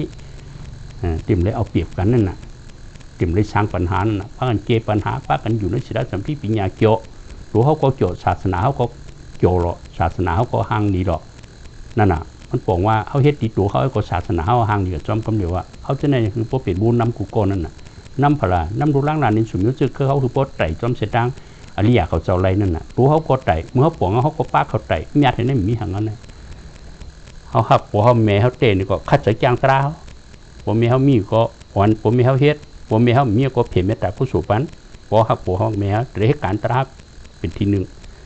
ปวเขาใครมากไม่ดีเปลี่ยนใครก็อย่างช้ำฉันนั่นโลกาก็เรื่องการตราเขาเนี่ยเป็นที่หนึ่งนั่นนะเนาะ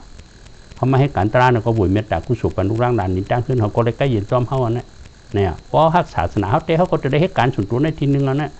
มันไม่ยาวที่ส่วนตัวเขาในมั่วละส่วนตัวเขาเต็มทนนะเพราะในส่วนตัวมั่วยาวกว่ามั่วละศาสนาเขาก็ห่างดีกับจอมเขามั่วเลยหรอกเนี่ยเขารักแหลมเขาก็ชิบก็ให้ใจศาสนาที่ห่างดีพวกหมอกายเพื่ออยู่ในกิเลสากุ้นไปปากเป็นเฮียงก็มันเข้ากันหรอกกำลังมากก็คากันเฮียมกันเนี่ยอยู่ในศีลสัมผัสปัญญามันในหักกันหรอกมีอินนี่ก็หักกันหรอกเป็นแห่งศาสนาเขาเตะหรอกเมื่อเขาเข้าใจเนี่ยเขาหลุดเข้าใจเขาอย่าไปอย่างนั้นอย่าไปไว้บ่วางไว้กาขันอินหมูอายอินฮิดิออตป้าเนี่ยเส้นดังอริยะเส้นดังผู้จ้างตรานะเขาเป็นก้นเก่าหมูอายว่าไหนเขามาสร้างปัญหาปัญปืนที่กองห่างหายใครเหี้ยงเขาเฮ็ดลงกว่าปืนมั่มปืนทำหูปืนทำเยียงจอมเขาแปดเลยฉะนั้นเขาจะเลยอ่อนปืนมีอินทรีย์ก้นเก่าคนนะติ่มเลยลาดย่อยติ่มเลยมิ่มดีเฮ็ดติ่มเลยเฮ็ดเนี่ยกันเนาะจะเลยอ่อนกันปัดตั้งดีเนาะตลาก็ถ่อมนำในปืนกลุ่มเขาลงลืมหมุนหนาหรือก้นหมายพวกนี้เขาแค่มาหรอกอันนั้นเขาเป็นก้นเก่าแค่ดูสติเขาเป็นบูนำเขาหลบมีเจนะสถานเต็มทนตัวเขาก็คือดีส่วนรวมเขาก็คือดีมันเข้มแดบเนาะเขาแต่ละเปเสเขากูโก้แต่ละเปเสกูตีกาคันเย็นห้องยาม7 วันเขาเลยจะมักจะปูน้ำกันตอนเจียนตราเนี่ยแต่ยุคน้ำกันถาเขาเนี่ยอายุพิษเปิงเนี่ยก็มาเขามาจะเป็นคันถาเขาพิษหลายวันเลยยักขึ้นคันถาเขาก็มี5 อันเนาะยุคอันว่าในความใจเขาออกมาตนโตเขาในมีธาตุดินในอุ่นในแก่นป้อนนังตราเขาก็หันว่าอ้อมอุ่นก็แก่นตึงนี้เขาบางก็ธาตุดินนำนะนังแก่นกรากนั่นเนาะการอดทนให้ยากมันก็ใครปูนองปูนกว่าหางมันเพราะสุดเต็มมันก็ปูนเต้งบางป้อนก็อ่อนยุ่มในเขาธาตุดินนำมันเนี่ยบางป้อนธาตุไฟนำในก็ไม้คือเพราะอาบตั้งตูก็มีธาตุไฟในไม่ได้กัดนะธาตุลมน้ำเนี่ยก็ตุ้งฉันคือนิ่มซิ่งก็เป็นธาตุลมแม่เนี่ยธาตุน้ำแดงเอาจับยายเอาดินน้ำลมภายในจับยายกันนั่นเนาะในห้องวายุตนตูของเขา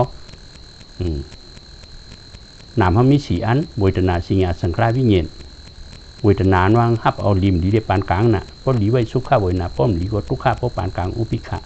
เวทนาเอียงก็ย่อมมันก็เป็นรูปทั้งมันเจมเม้งก็ว่าสิญญาการต้องของความเจมเม้สังขารจะโสส่วนคือสร้างหางปอนความเจมเม้วิญญาณจะห่วนความเจมเม้เอียงก็ย่อมเป็นรูปขึ้นดูเห็นเมี้ยวนั่นน่ะมานั่งหยาดเขาบอกมาลงดิขันฐานไอ้เจ้าว่าขันฐานจะตูเก่าของเก่าในคือเขาหันตูทบนั่นน่ะอันที่ปู่ฮ้อเนี่ยเป็นเสจางหยาดพวกป่องซ้อมมาเป็นวิปัสสนาแห้งเยอะอันใดกี่สร้างหยาดมาห้ามยกกี่ได้จ้างเอาก้อยพวกหันตูทบเตะไอ้เจ้าว่าดินน้ำลมภายในมันเจ็บเมี่ยงเป็นรูปเนี่ยที่หลงแน่มันเป็นอนิจจทุกขาอนัตตาที่หลงแน่เป็นทุกขาเสียจางว่าเสติของในพระเป็นเจ้าโฮไว้แน่คือพวกเป็นสมาธิที่ดีแม่เลยลองตั้งหูกับแบบนั้นน่ะเนาะเวทนาเนี่ยก็มันเจ็บเมี่ยงเอียงก็อย่าริมดีปานกลางมันก็อนิจจทุกขาอนัตตาทุกขาเสียจางก็คือเขาหันตูทบน้ำนั่นน่ะแต่ว่านั่งหึงยึดกันขันถีนั่งหึงหันน้ำเจอเนี่ยก็เป็นจะหังเปลี่ยนถ้าหมออยากซ้อมเจอเนี่ยก็เจอก็มันเจ็บเมี่ยงก็เป็นทุกขะอนัตตาอุปึงไรมันก็ทุกขะเสียใจกำเนิดเนี่ยก็เฉพาะตราตั้งหลงนั่นน่ะเนาะมันก็อนิจจทุกขาอนัตตาทุกขะเสียใจ ในว่าเขาได้โหในขันธหาป้าที่ดิกก็เปิดอายุพิษเปิงในมาเอาที่ดิกขันธหาป้าเขาในขึ้นเขามายืดมันถือมันว่าขันธหาป้าในเป็นตัวเขาของเก่านั่นน่ะก็เป็นตัวเก่าในห้องวัดแจกแก่ติ๊กที่ก็เปิดว่าเป็นตัวเก่านั่นน่ะอิ่มเตือเคยปอกตนาเขามาซ้อมว่ามีตัวเก่าก็ของเก่าคู่ของเก่าในตนามาหน้าติ๊กที่มาซ้อมกันน่ะเป็นป้าปิ่นจาตรานการมาการพูนนะพระเป็นเจ้าก็เปิดเขายึดขันธหาป้าในว่าเป็นตัวเก่าของเก่านั่นน่ะตนาก็อิ่มเตือแค่เปียวดิ๊กๆเนาะปานผีปานก้นดิ๊กๆนี่ปานใครเป็นเสียดังรองแบบแต่หนานั่นก็ว่าอามาโฉยงเก้าทางเนาะดูได้เปียวเพราะตายย่อเป็นอายุขาดพุทธแท่งแต่ว่าเสียดังรองก็มดีเสียดังสวมก็มดีเนาะเสียดังรองห้องวัดตาตาติ๊กที่เสียดังสวมห้องอุสิตาติ๊กที่นึกขันธหาป้าในยึดมันถึงมันห้องวัดแต่แก่ติ๊กที่ขันธหาป้านั่นแต่แก่ยาตราก็เป็นห้องก็เปื่อเอาอายุพิษเปิงมาโลเนี่ยมันต้องก็ต่างซึ้งว่าแต่แก่ติ๊กที่แบบผมเอามาโลเป็นแต่แก่ยาตราก็แต่แก่ยาตราแต่ก็อย่างงานๆก็หนาอายุพิษมาโลเป็นมายึดว่าเป็นเก่าแบบนั้นน่ะเป็นแต่แก่ติ๊กที่อัตติ๊กที่นั่นเขาให้การแต่นับเพื่อว่าศิลาก็ย้อนเป็นผีเป็นก้นที่นึงนั่นเป็นเส้นดังรองนั่นกลมไรนิปานห้องวัดแต่ตราติ๊กที่ตัวได้เปรียบไอ้พ่อตายเย้าอันว่าห้ามไอ้จ้องมันเย้ามันหูมันหวังเย้าอ่ะเนาะเป็นอายุขาดพุทธนะน้องอุเสตติ๊กที่เนี่ยกล้ามเป็นรูชุดสีป้องเป็นยานตามันไปออกของนั้นสังสารวัตถุค้าเนี่ยมันว่าพ่อตายเย้าเนี่ยอายุขาดพุทธแบบอันนั้นความดีเนาะพ่อตายกว่าอเปรคำเหลียวนั่นก็ตุกอะไรคำเหลียวเจอเมียนั่นทำจอมหนังอายุพิษเปิงของ60 ปลาย2นั่นน่ะอันเท่าดิกูน่ะมี3อันไหนเพราะเขาจะ3อันนี้ก็เป็นวิปัสสนาแห่งเยอะวะ50 กับลุงน้องตะเป้งเต็มดิกูอย่างว่าเนาะอันดำล็อกคือที่ชุดก็แต่แก่ที่เนี่ยขณะหาป้าเขาออกมาเป็นเก่าเนี่ยลูกที่เขาออกมาเป็นเก่าเนี่ยกว่าจอมเส้นตั้งรองไปเส้นตั้งสูงแบบนั้นนะเส้นตั้งรองก็มีเส้นตั้งสูงก็มีนายพระเป็นเจ้าอ่อนไปเส้นตั้งกลางมีสิมาปฏิปทา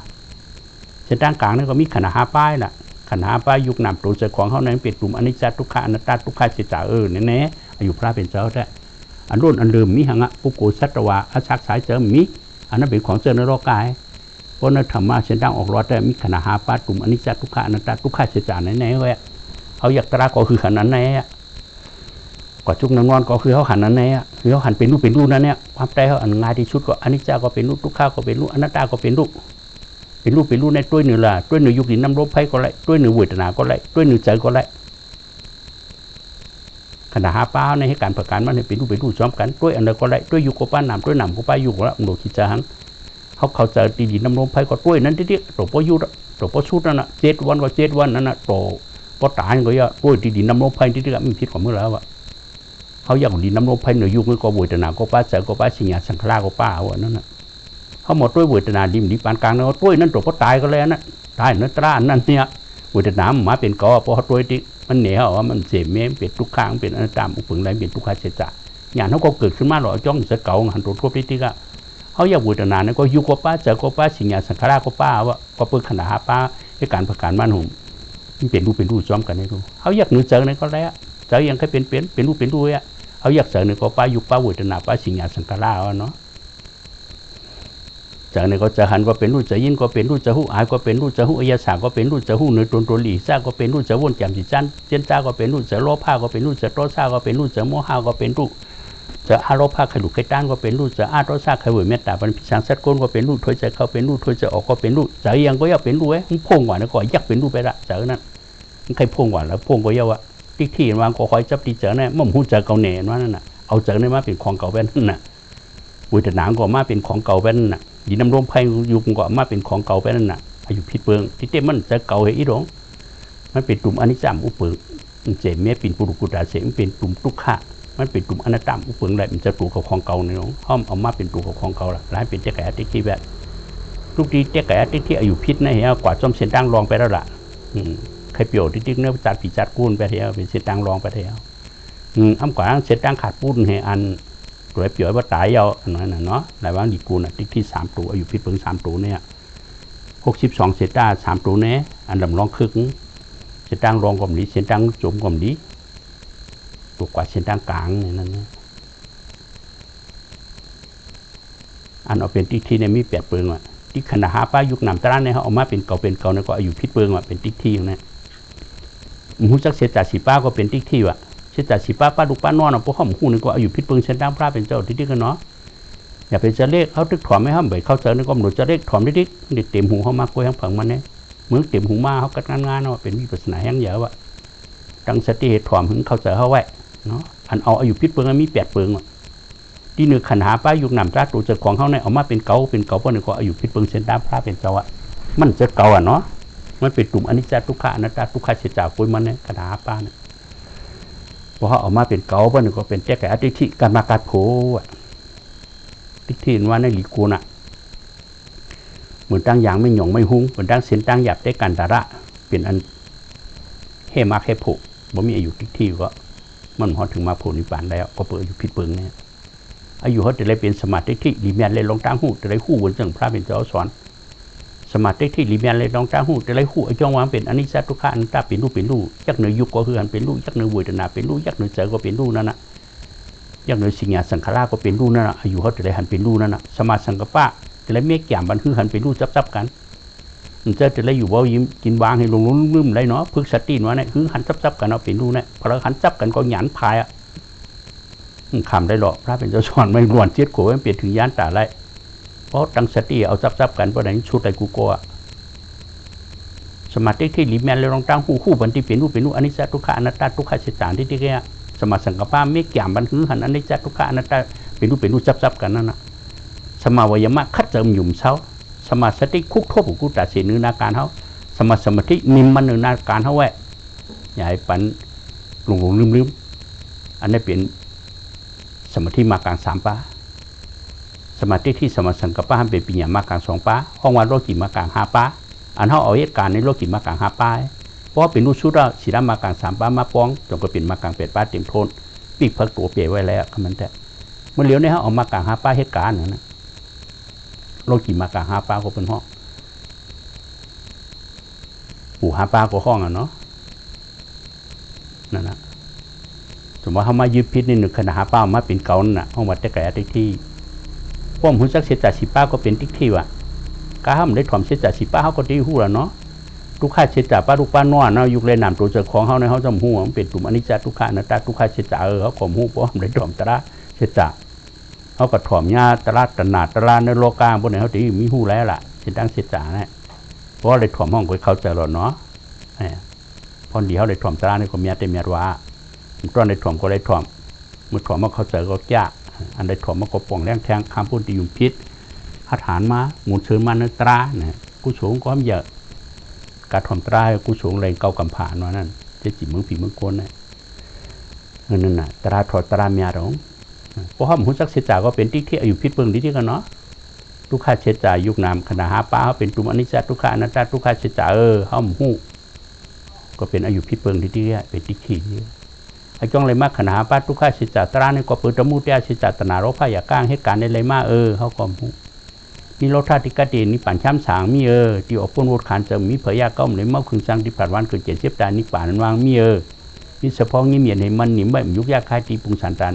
เรียกอย่างมีนิป่านวางมีเขาก็หูห้อมเลยถ่อมราเสียจ่า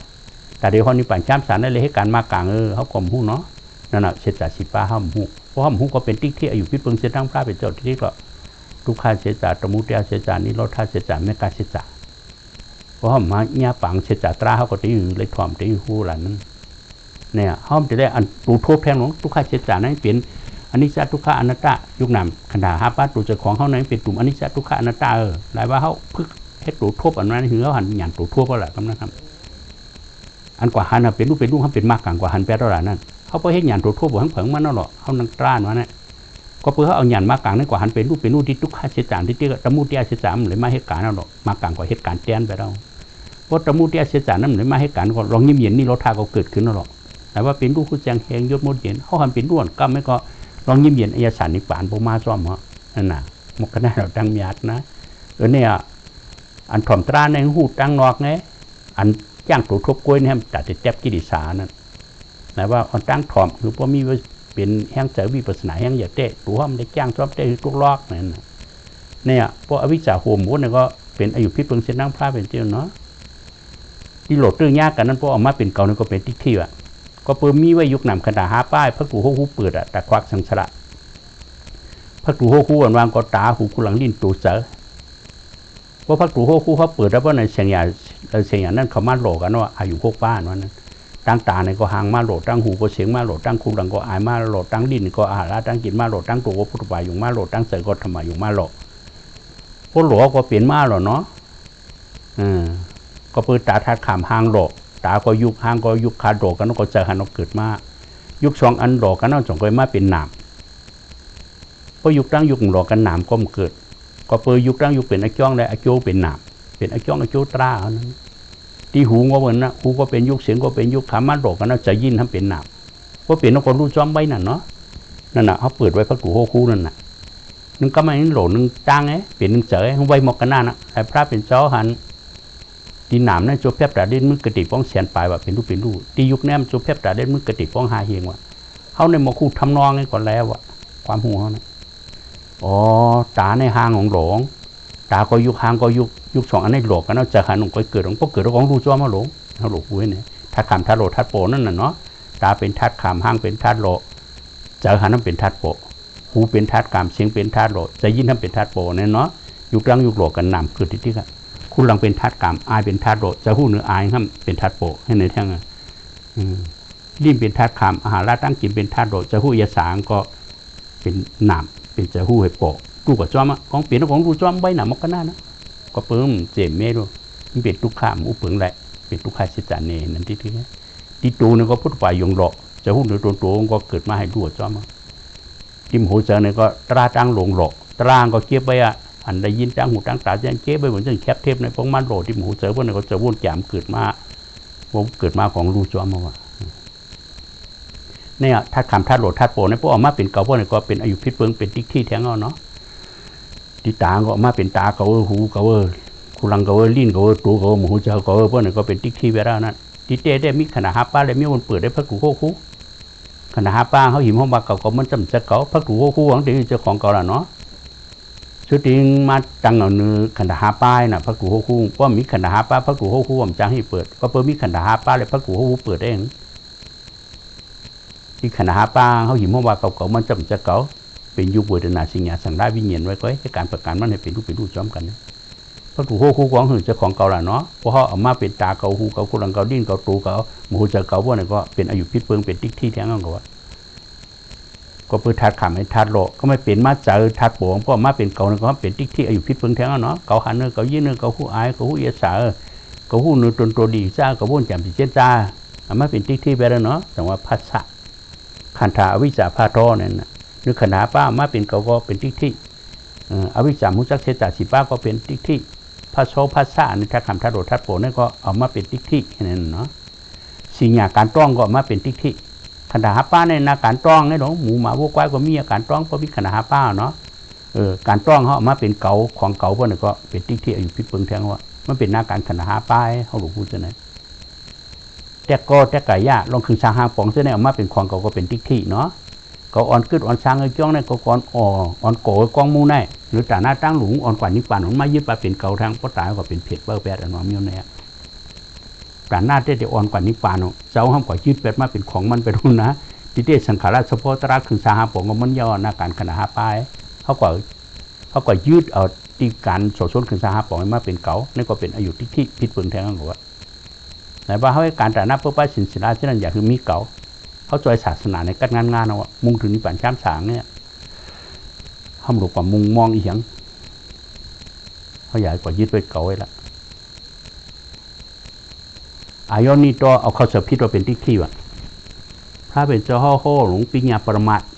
ในสมุติเนี่ยแต่มีอยู่กับเมื่อยิ่งใจหมู่มาพวกไว้สังสัตว์ก้นอย่างคือพิษิเนี่ยนั่งอย่างนั้นมีขนาดหาปลาก้อยตัววันเนี่ยเขาหลบผู้สองตอนไว้อันเป็นความกระเฮือนเนื้อวานอันนั้นเป็นความที่จ้องด่านนิพพานเนาะ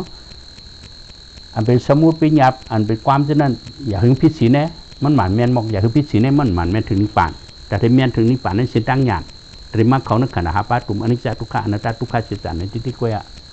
เพราะเอาเขาจะพิจเราเป็นที่มันเป็นตอนในตอนนั้นเนี่ยเขาหลบผู้ปิญญาเลยประมาทตอนอยู่ในปิญญาสมุตินี่ก็เจอนั่นเนี่ยเขาอยู่จ้องก็เลยเจอความเช่นนั้นป้อมราชนี่ก็มันเขาเจอกันเลยเนาะเขาก็เจอปิญญาสมุตินี่หนูนั่งหยาดเขาเด็ดๆเลยมาอยู่ในขณะหาปลาในห้างเผิงมันนะแต่ว่าเขาอยากตราเนี่ยก็ปุ่นตาคือหยาดเขาพวกเขาในขณะหาปลายุคหนามเขาเนี่ย เขาหิมห้องมาเก่ามันจะเก่าเนี่ยคือเขาปกป้องแจงเลี้ยงไว้เนี่ยติเตงเพราะเขามายึดเก่าเพราะเนี่ยก็เก่าเนี่ยขึ้นจันเขากว่าตรงอะไรเป็นตริสารปิกาสุดเกศเพราะเขาปล่อยเป็ดเก่าเนี่ยก็เพราะมีเก่าก็ไม่ได้กว่าว่าอะไรตริสารปิกาสุดเกศนะปิกพักกูเป๋ไว้เลยกำเดียวชินเขาก็มันกึมกว่ากำเดียวเพราะเขามีเก่าบอกหงว่าตั้งไม่ก็มีอย่างมันมีเก่าล่ะมีกลุ่มอนิจจทุกขานาตายว่างมันเลยก็เย็นเหมือนนั้นเนี่ยตราส่งวันเนี่ยก็มันได้เป็นไอ้จ้องไอ้จู้แหละเนาะเพราะวิปัสสนาเป็นไอ้จ้องเอามักอย่างเป็นไอ้โจ้ป้อมมักอย่างผูอย่างนิพพานเช่นดังตราก็มันเป็นดังพระยานตาอริยะเขาจำจนมาหาคำเขาก็กวาดจอมเท่านั้นเนี่ยกวาดจอมตรามากลาง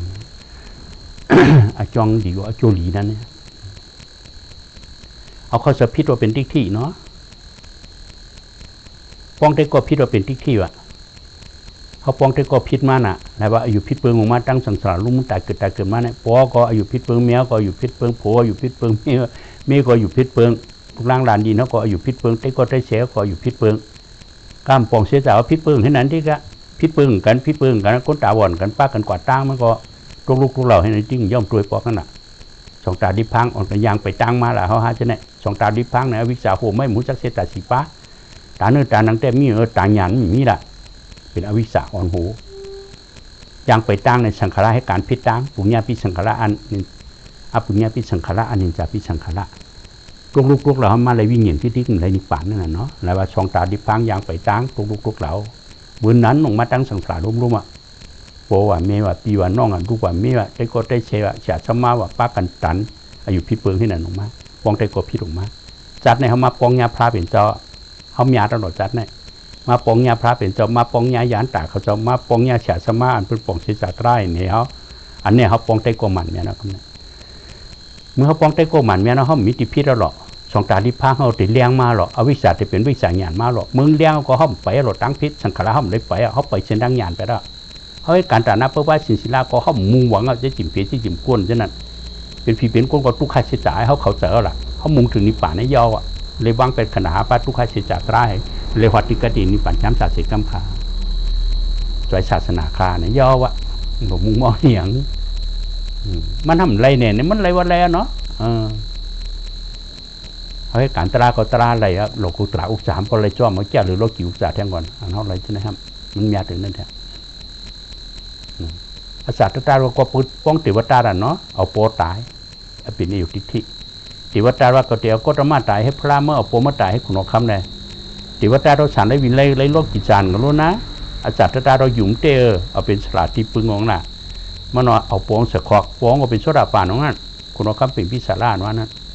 เอาโป่งสะคอกไปเลยติวตาเราเก็บบังพระเป็นเจ้าเอาพระเป็นเจ้าเลือดออกนั่นก็ไม่ยิ้มพิเตมากกันตัวพระเป็นเจ้าขึ้น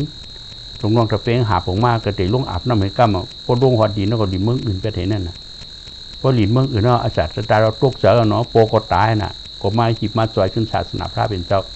สังขายนาปอกหนึ่งได้มาเป็นอาจารย์ตาเราเป็นตะการหลงคุณอคำก็หนาวก็เพื่อเอาโปเจ้าเกสุตายละโปเจ้าเกสุตายเป็นนักขอ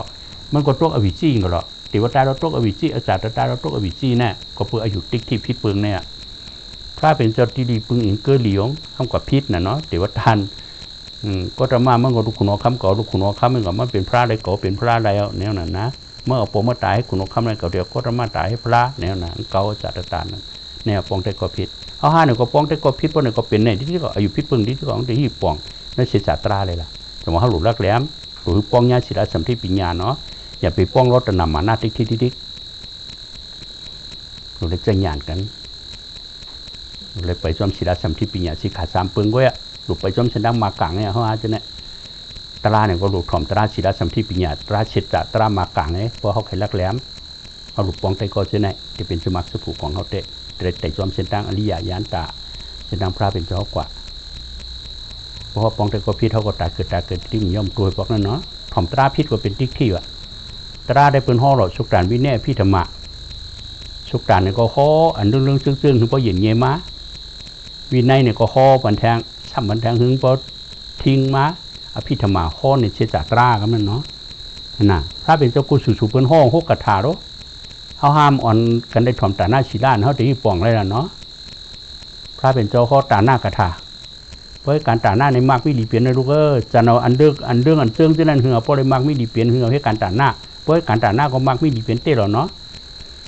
นางหมานิกาหลุดขโมยนอนแคบไม่ไหววันมาเป็นนางหอคำปุ่งหน้าผมไม่หลุดน้ำซุกนาได้เขาอยากกู้ในพันไทยเป็นคำอันนั้นป่านพระเป็นเจ้าเขาเว้ยการแต่นางก็มังมีหลีเปลี่ยนเนาะน้ำโบมีกล้วยกุก็เปิดให้การแต่หน้าเข้ามาเลยเพราะว่าจัดก้นแต่ว่าเพราะการแต่หน้ากว่าปักแมนคู่น้ำบอดมันก็ออกมาหรอเนาะ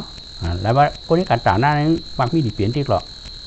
จันเนาะอันเรื่องนั้นมันก็เย็นเงี้ยมากนะเพราะมักมีหลีเปลี่ยนนะเพราะมีสินสิได้สินทำเพราะเนี่ยอยู่ด้วยกินวันจบก็เพราะป้าสินแด่ทำเจ้าสินแทงกันเนาะเพราะแต่ในหน้าในมักมีหลีเปลี่ยนเพราะป้าสินเนี่ยก็ยังช้ำสาเนี่ยนะเอาศิลาจันเอาแทงเพราะศิลาจันเอาไรเพราะเนี่ย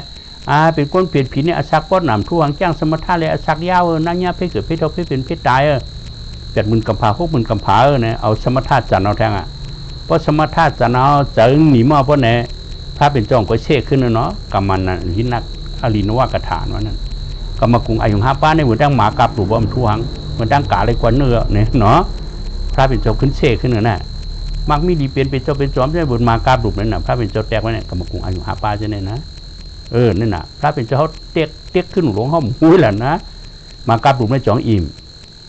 ไม่พอกับชาหนึ่งก่อนยะน้ำลายก่อนเจ้าเก่ากินเกี่ยวป้องก้นนะก็ใช่นอนรับพอตื่นมาคุกจะไรหลุมมากับชาแทงมาน้ำลายเก่าคนมากับหลุมแม่กับมากรุงอายุ5ป้าเนี่ยเจ้าจอมหลวงล่างนางเมเจ้าผู้อุจจาปิเจเฮียโลดกาหนางเงินคำเขาจะได้เป็นนั้นเนี่ยตราชิตจับพระเป็นเจ้าเขาได้เนาะเหมือนกาในกวนเนื้อ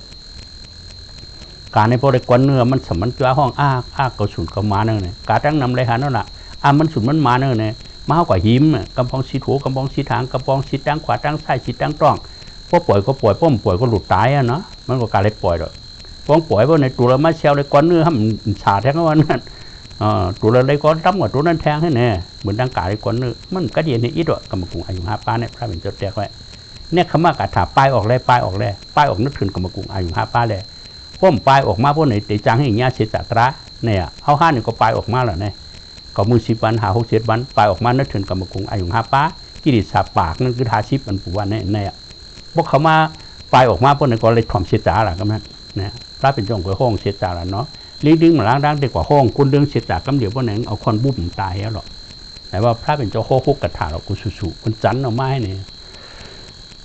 เขาห้ามเลยถ่อมตาหน้าศิลานี่แหละตายกว่าเขาตอนญารู้เสียจ่าตรามีพอจัดในหล่อเขามาญาตาหน้ากระถาเขาก็ญาศิลากระถาญาสมถะกระถาเขาก็ญาเนาะเนี่ยคำว่ากระถาเขาก็ปลายมากกำมากรุงอายุ5ป้าก็ห้องในการว่าสำหรับพระเป็นเจ้าโคไว้เขาก็เกี่ยวกับที่ฉาสมาห้องในการว่าเสียจ่าตราก็ห้องเนี่ยนะแค่เห็นได้มีอย่างนั้นเนาะแต่ว่าเขาดูถ่อมตราพิษเพราะถ่อมตราพิษว่าเป็นอายุพิษเปิงที่กวยเอาถ่อมตราหึงตกล็อกมากังตกล็อกเสียจ่าที่เป็นแห้งเจอเขาที่ป่องติดเลี้ยงที่หันต่างกว่าที่เป็นวิปัสสนาแห้งเยอะทั้งผังมันเนาะยังเป็นเมย์ยังเป็นลูกยิงปูตกถึงเกจูกันเรียนรักอย่างกูก็เนาะเขาหลุดหมดถ่อมตราเขาอยากไปถ่อมตราอัน ของโลกกลางนะพูดถ่อมก็คือพวกปัญญาเสียจ่ายหมดแทบตัดอินมีถ่อมยัดเสียจ่ายนั่นน่ะดีที่สุดตั้งไทยมีตั้งใจมีตั้งมันมีเขาหมดเกี่ยวกันแล้วเขาก็ถ่อมปรับดีกว่ามีหรือเปิดเถิดตั้งสมัยเมื่อเดียวเนี่ยศึกษาที่หรือพวกป่องเสียจ่ายนำผังมันเอาอายุพิษเปิงมีหลายเปิงมี8 เปิงเนาะขันธาอวิชชาพาโรติญาเตโกอายนิโตมนาสิกะละปาปามิตะปราโตโกโตเอาเป็นอายุพิษเปิงอายุทิกที่เนี่ยนะมี8 เปิงว่ะหมายนึงแน่ขณะป้ามาเป็นเก่าเนี่ยก็อายุพิษเปิงเนาะขณะป้านั้นเป็นยุคตราหนามตราก้อยเป็นยุคที่น้ำร่มไผ่บุยนาสิงห์สังราวิญญาณก้อยเป็นกลุ่มอนิจจทุกขานัตตาทุกขาเชจ่าเนี่ยหลวงปู่ไว้นะเขาอยากมาเป็นเก่าแบบเป็นเชตังหยานะปากแบบคำเดียวหิมห้องว่าเก่ามันจะเก่าไหนนะความรัดความจ๋าได้ว่าเก่าเนาะเพื่อนน่ะมันจะเก่าเต้เนี่ยเขาในหยาเขาหลวงปู่ไว้เผิงมันนั้นเอาวิสามของจักเชจ่าสีป้าก็เขาหลวงปู่ไปแท้เชจ่าสีป้าเนี่ยก็ทุกขาเชจ่าป้าลูกป้านอนนะตัวจ่าเขาเนี่ยเป็นทุกขาเชจ่าอันนั้นมาในขณะป้าทุกขาเชจ่าตราเนี่ยก็เปิดตมุติเชจ่านี่รถทัติกตีนี่ป่านช้ำสาวก็มีอ่ะแต่เดี๋ยวพอนี่ป่านนั่นเลยเหตุการณ์ไม่กล้าเชจ่าเนี่ยเนาะแต่ว่าขณะป้าทุกขาเชจ่าเขาในป้าลูกป้านอนเป็นตัวตราเมียหรือว่าอันเขากว่าหันเป็นรูปเป็นรูปในเป็นมากังไม่กล้าเชจ่ากว่าหันหัวก็เปิดไม่กล้าเชจ่าในกว่าหันเป็นรูปเป็นรูปตมุตินั่นก็แห้งอ่ะเลยเหตุการณ์มากังก็เหตุการณ์ไปแล้วเพราะตมุติแห้งอันนี้รถทันลมยิ่งเย็นมาเกิดขึ้นหัวเนาะแล้วพอหันเป็นรูปกรรมก็เป็นวิสัญญาณอายสังยิ่งเย็นมาเกิดมาจอมานั้นเป็นเชจ่าสีป้าเขาหันเป็นรูปกรรมก็เป็นเชจ่าสีป้านั่นนะเนี่ยพวกมุจฉาเชจ่าสีป้าก็เป็นทิกที่นะ ถ้าคำท่าโลทัดโปนั่นก็เพราะยึดมาเป็นเก่าก็เป็นติ๊กที่วะเนาะถ้าคำตาหูกุลังนิ่นตัวหมูเสงออกมาเป็นของเก่าก็เป็นติ๊กที่จะหันจะยินจะหูอายจะหูเยศาสตร์หูตุนตัวชิ้นหาหลีจ้าจะมุ่งจำหลีเจ้าเจ้าออกมาเป็นเก่าก็เป็นติ๊กที่เมื่อเป็นทับคันทับโลทัดโปไว้เนาะเขาหลุดเขาเจอไว้ก็เพื่อมีขนาดหาป้ายพระกูหูได้เปิดก็เปิดแล้วก็อายุหกป้านโลเป็นมาเจอ6 เซนนึงก็เป็น1 เซนไว้หนานะมันเป็นอนิจจทุกขาอนัตตาทุกขาสัจจ์เนี่ยเขาขึ้นเองก็ว่านั่นน่ะลองโหลดเรื่องยากกันว่าอย่าเอามาอย่ายึดมาเป็นของเก่าการต้องก็อย่ามาเป็นของเก่าการต้องนั่นก็นาการขนาดหาป้าไว้หมูหมาวัวควายก็ต้องนี่นั่นหำโมลาดนั่นนี่ว่าก็มีขนาดหาป้าก็ตึงมีนาการต้องสิ่งอย่างแต่ก็ลองขึ้นสร้างหาปองนั่นก็นาการขนาดหาป้าอย่ายึดออกมาเป็นของเก่าเขาเฮ็ดเรือเขาสร้างเขาอันคือเงินเนี่ยอย่าไปหึงมีเก่าหึงเป็นหยาดแปดที่ได้ช่วยศาสนาเนี่ยก็อย่างงานโน่มันอย่าหึงมีเก่าในการแต่นั้นสินสีดาวเช่นนั้นเอาเฮ็ดมุ่งถึงนิพพานช้ำสาก้วยอ่ะเดียวเอาเข้าสพิษว่าเป็นติ๊กที่ว่ะขณะป้าตุ่มอนิจจามเจมเมียเขาวางมันกึมก็เป็นติ๊กที่มันเป็นทุกข้าเขาวางช้ำสาก็เป็นติ๊กที่อุปเปิงเลยเขาว่าอุปเปิงไว้เป็นตุกของเก่านึงก็เป็นติ๊กที่ถ้าเป็นจังหวะขณะหาป้าเข้ามาตุกเก่าในเป็นติ๊กที่ดีกันเนาะเอาเข้าสพิษนั่นปองเตก็พิษว่าเป็นติ๊กที่ถมตราพิษก็เป็นติ๊กที่เนี่ยมี8 เปิงเนาะหมายว่าคันธาวิจาพาโดติญาแต่ก็อายนิโตมนาสิกะละปาปามิตะปราโตโกโต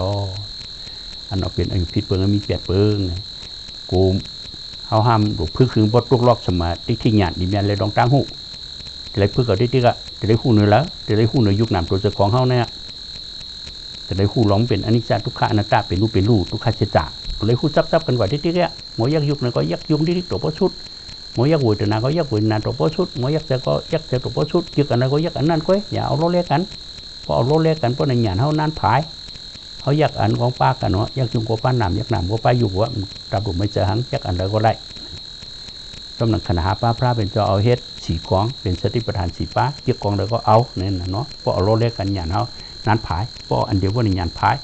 เขาอยากไก่อนุปัฏนายุคนึงก็ป้าวุฒนาป้าเจอเขาอยากวุฒนาก็ป้ายุคป้าเจอเขาอยากเจอนึงก็ป้าวุฒนาป้ายุคหัวเนาะป้าสิงห์สังขาราก็เป็นขณะหาป้าให้การประกันมันเป็นรูปจ้อมกันนะเขาปองเจอกันเลยนำเขาก็อยากอันนั้นน่ะสมาธิที่มีแม่เลยต้องตั้งหูแต่ได้หัวที่ก็ย้องเป็นอนิจจาเป็นรูปทุกข้าเป็นรูปอนัตตาเป็นรูปทุกข้าจะเป็นรูปเนี่ยเขาหลวงพ่อเป็นรูปนั่นน่ะก่อนชุกนางนอนถึงเขาหันเป็นรูปที่นั่นเนี่ยยักษ์หนึ่งลิ้นน้ำลมไผ่เนี่ยก็ก่อนชุกนางนอนมีกุฎาเสดินน้ำลมไผ่ผ่านให้ปอกยักษ์ในวัวเดินหนาเนี่ยก็ริมดีปานกลางผ่าเท่าไอ้ปอกกว่าช่วงนั้นนอนมีกุฎาเสยักษ์ซ้อมเจอเนี่ยก็กว่าช่วงนั้นนอนเจอก็มีกุฎาเสแต่หูใช่ไหมเขาอยากผัดเป็นรูปไว้แล้วเนาะดีแม่เลยรองตั้งหูเป็นรูปดีแม่เลยรังจำหนึ่งเพื่อได้ให้การจับกันจำมันดิ๊กเป็นปัญญามากกลาง2 อันนั้นแหละสมาธิสมาสังกัปปะก็ในแต่ที่คัดเจอเนี่ยเป็นสมาธิมากลางไว้เนาะสมาวยามะจะได้คัดเจออยู่เช้าอ่ะรองตั้งคัดเจอในขึ้นนำหนาเอาออกมาเส้นเอาไว้การสูดร่วมนั่นเลยบางทีบอกว่าหิมตายเลยคัดเจอเฮ็ดหาดิ้งตรงดิ้งดิ้งลุงลังน้ำมีเจ้าผูขันทุกข่ายบางมาการฉุนโรมเฮ็ดถึงเขาตายเกิดได้มันทั่วหังอันนี้ฉุนโตแต่เขาพ้นลองเกิดเขาเป็นตายฮอตที่กระดิ่งมีปัญญามสะวิทยาตั้งคัดเจอขึ้นน้ำหนักเอาออกมาหมดนั่นนะนี่อยู่ที่เจอเขาอย่างตั้งคัดเจอเนี่ยขึ้นน้ำหนักเอาออกมาเส้นคำนั้นการฉุนโตของเขาความยากที่สุดแก้หรือการฉุนโรมแทงเนาะเขาให้การฉุนโตอ่องป้าฉุนโรมกับมั่วแล้วนะถ้าก่อนปูนมาแต่เกิดมาในเขาเฮ็ดการฉุนร่วมไม่ฉุนตัวมันเลยเฮ็ดอิดเพราะว่าจากนั้นไม่เลยเฮ็ดการฉุนร่วมก็เยอะจ้อมกันดีเห็นได้มีอย่างวิทยาทางคัดจะเอาออกมาเช่นสมาวิยามะสมาสติคุกเขาบุกุตาเสียกว่าช่วงนั้นนอนอย่าลงอย่าลืมอยู่จ้อมตราเป็นรูปไว้สมาธินิมันเนื้อนาการอันเดียวไว้นาการมีเป็นรูปไว้เนี่ยรูนิมันไว้เนื้อขาตั้งเสียวันพึกการไม่ถึงดีเมื่อออกจ้องก็กว่าช่วงนั้นนอนอยู่กันแล้วก็อยู่จ้อมตราเนี่ยก็ยินงานเอา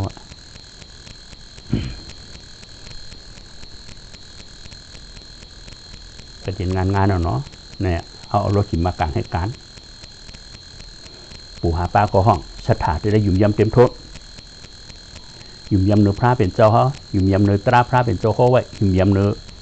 ยานแต่สมัยเรียกเขาเจ้ายุ่มยำเนื้อตราอันเขาหันเป็นรูเนี่ยตราเมียติชุระ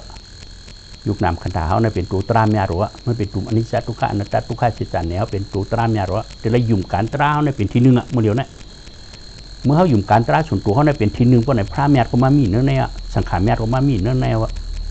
ตาหน้าแม่สีด้าแม่ภาวนาแม่ก็มีเนื้อในมัวแล้วอะคือมักซื้อผูกก็มีเนื้อแนวอะแต่ว่าจะได้ศรัทธาจะได้ยุ่มยำเนื้อการส่วนตัวเขาในเป็นที่หนึ่งสติจะได้กุ๊กทบกุฏาเสกเนื้อนาการเขาเตรียมได้ลงได้ลืมเตรียมได้อยู่ว่ากินบางวิทยาจะได้คัดเติมยุ่มเศร้าโอ้ยเมืองรับกวายอะตื่นมาก็ขึ้นอยู่เนื้อตราขึ้นนอนก็ขึ้นรับกว่าเนื้อตราเข้าห้องน้ำสุกตัวสีกิ้งสักคนเล็กโอ้ยสติอยากเป็นลูกกุฏินะกินข้าวกินพักเมตตาเขากว่าสุกนอนกุฏิอย่าลงอย่าลืมมีสติไว้กึ้มสถาสติวิทยาคัดเสริมยุ่มเศร้าสมที่นิมันเนื้อนาการไว้ปีหยาคือขันไปดูจับกันอันในห้องว่าปู่หาป้าตั้งโลกินมากลางหาป้าก็วนกันขึ้นแน่เนาะสถาร่างปีหยาคือเปี้ยงกันเพราะสถาหรือเป็นคาตนาแปดเพราะปีหยาหรือจะกดงอแปดไปปองเข้ามาเกาปองเขาหัวเนี่ยเป็นจะกดงอแปดเพราะสถาหรือกลุ่มกระโจมเพียเตียสังขายอะให้เบื่อวิจารณ์ที่ดิไหนว่าอันเดินหรือก้มนี้สถาหรือก้มนี้ปีหยาหรือก้มนี้หึงเปี้ยงกันฟ้องเปี้ยงกันมันก็มีแห้งวิทยาหรือก้มนี้สมาธิหรือก้มนี้เพราะวิทยาหรือเสือพงแปดเพราะสมาธิหรือใครนอนแปดวิทยาสมาธิก็คือเปี้ยงกันมีสติเนี่ยมีอันหรือรู้นะไหนว่าสติประธานนั่นน่ะจะได้สติกุฏาเสียนั่นกว่าทุกน้อยมีสติจะได้อยู่ในศีลกินในธรรมกุฏาศีลนั่นเนี่ยเป็นน้ำยาของเฮาเนาะเราเฮ็ดปันเฮาได้ใครเฮ็ดเราป่วยเฮาอ่ะเราเฮ็ดเตะของได้เตะนั่นน่ะพอเราเข้าเจอนี่ก็จะเป็นวิปัสสนาแห่งใหญ่กว่าไว้นั่นน่ะเส้นตั้งอันไปแน่กำลังที่มุมมองถึงฮอดที่ก็พอเฮาไปพอขุบกึดขุมลือได้ฮอดมุนตาเขาไปตังนั่นน่ะเขาไปตังในตีเยื่อหมายเขามีแต่แล้วพอเขาขึ้นหรือก็เกี่ยวฮอดนั่นน่ะพอกลุ่มขึ้นกลุ่มหรือก็น่านฮอดเส้นทางยาวก็อย่าไปได้ฮอดที่ก็พวกไก่ตองไก่ถามคนรักแหลมนี่นะเนาะยิ่งรับน้อทำอาศักยาวนี่นะนี่ป่าเมียสกายะล้านมันว่าขยี้มาอีกเหมือนนี่แต่สีนี่นะความมันว่ายิ่งรับน้ออาศักเช่นยาวอ่ะเนี่ยยาวในการตราเนี่ยนะตั้งสังสารรุ่มห้อมได้เฮ็ดห้อมกลุ่มมันนอนเหี่ยวไหนตีจะไล่ละที่นั่นไม่แต่นี่วารณะเป็นโค้งทับจะสมาว่ากว่าที่มีตานอนในโยกี่เยอะนี่วะอย่าไปสลายตานอนนะมาป้าในเปิดซุ้มซ้อมเป็นเดือนปลายเปิดเต็กตานอนเปิดลงตามมหาบุรุษในเปิดซุ้มซ้อมเป็นเดือนปลายเปิดเต็กตานอนเขาห้ามขึ้นทางว่าเอาตานอนเป็นเยอะมันเลยใช่ก้วยไปยุ่มโลกก้ามอะไรหรอกเส้นตั้งเหี่ยนเลยนะที่นั่นไม่แต่นี่วารณะเป็นโค้งทับมันนั่นตานอนตรงนั้นที่หน้าใครนอนเงือเหงาใครนอนเป็นโมหะอวิชชาขึ้นอย่าเอาตานอนเป็นอย่าตื่นมาก่อนลูกยักตราแบบกำเดียวใครพาช้างจากนพายเพราะฝนตกเนี่ยแล้วตราเป็นเยอะนั่นอาศักก็ยาวอาศักหังยาวอาศักศิลาสัมผัสเป็นยาวแต่ยาวเพราะกลุ่มนอนของหือยาวแล้วล่ะนะครับผมรับนอนอาศักยาวอาศักศิลาสัมผัสศิลาสัมผัสเป็นยาอาศักยาวบนนั้นก็พอตีเยื่อหมายเขาหรอกสมองเขามองไอ้นี่ป่านจามสางตึงไรหรอกเพราะกลุ่มนอนหรือที่การได้เฮ็ดอาศักก็ปอดหรอกอาศักศิลาสัมผัสเป็นยาอาศักนาการปอดบนไหนต่างได้อย่างละหรืออาศักยาวๆเนาะเปรียบเทียบจังนั้นนะดูอยู่เนื้อตราอย่าเอาแต่นอนเป็นอย่างก็ใครถามก็ไอ้ลักแหลมเข้าใจว่าที่คำจังโดถามอันวางแน่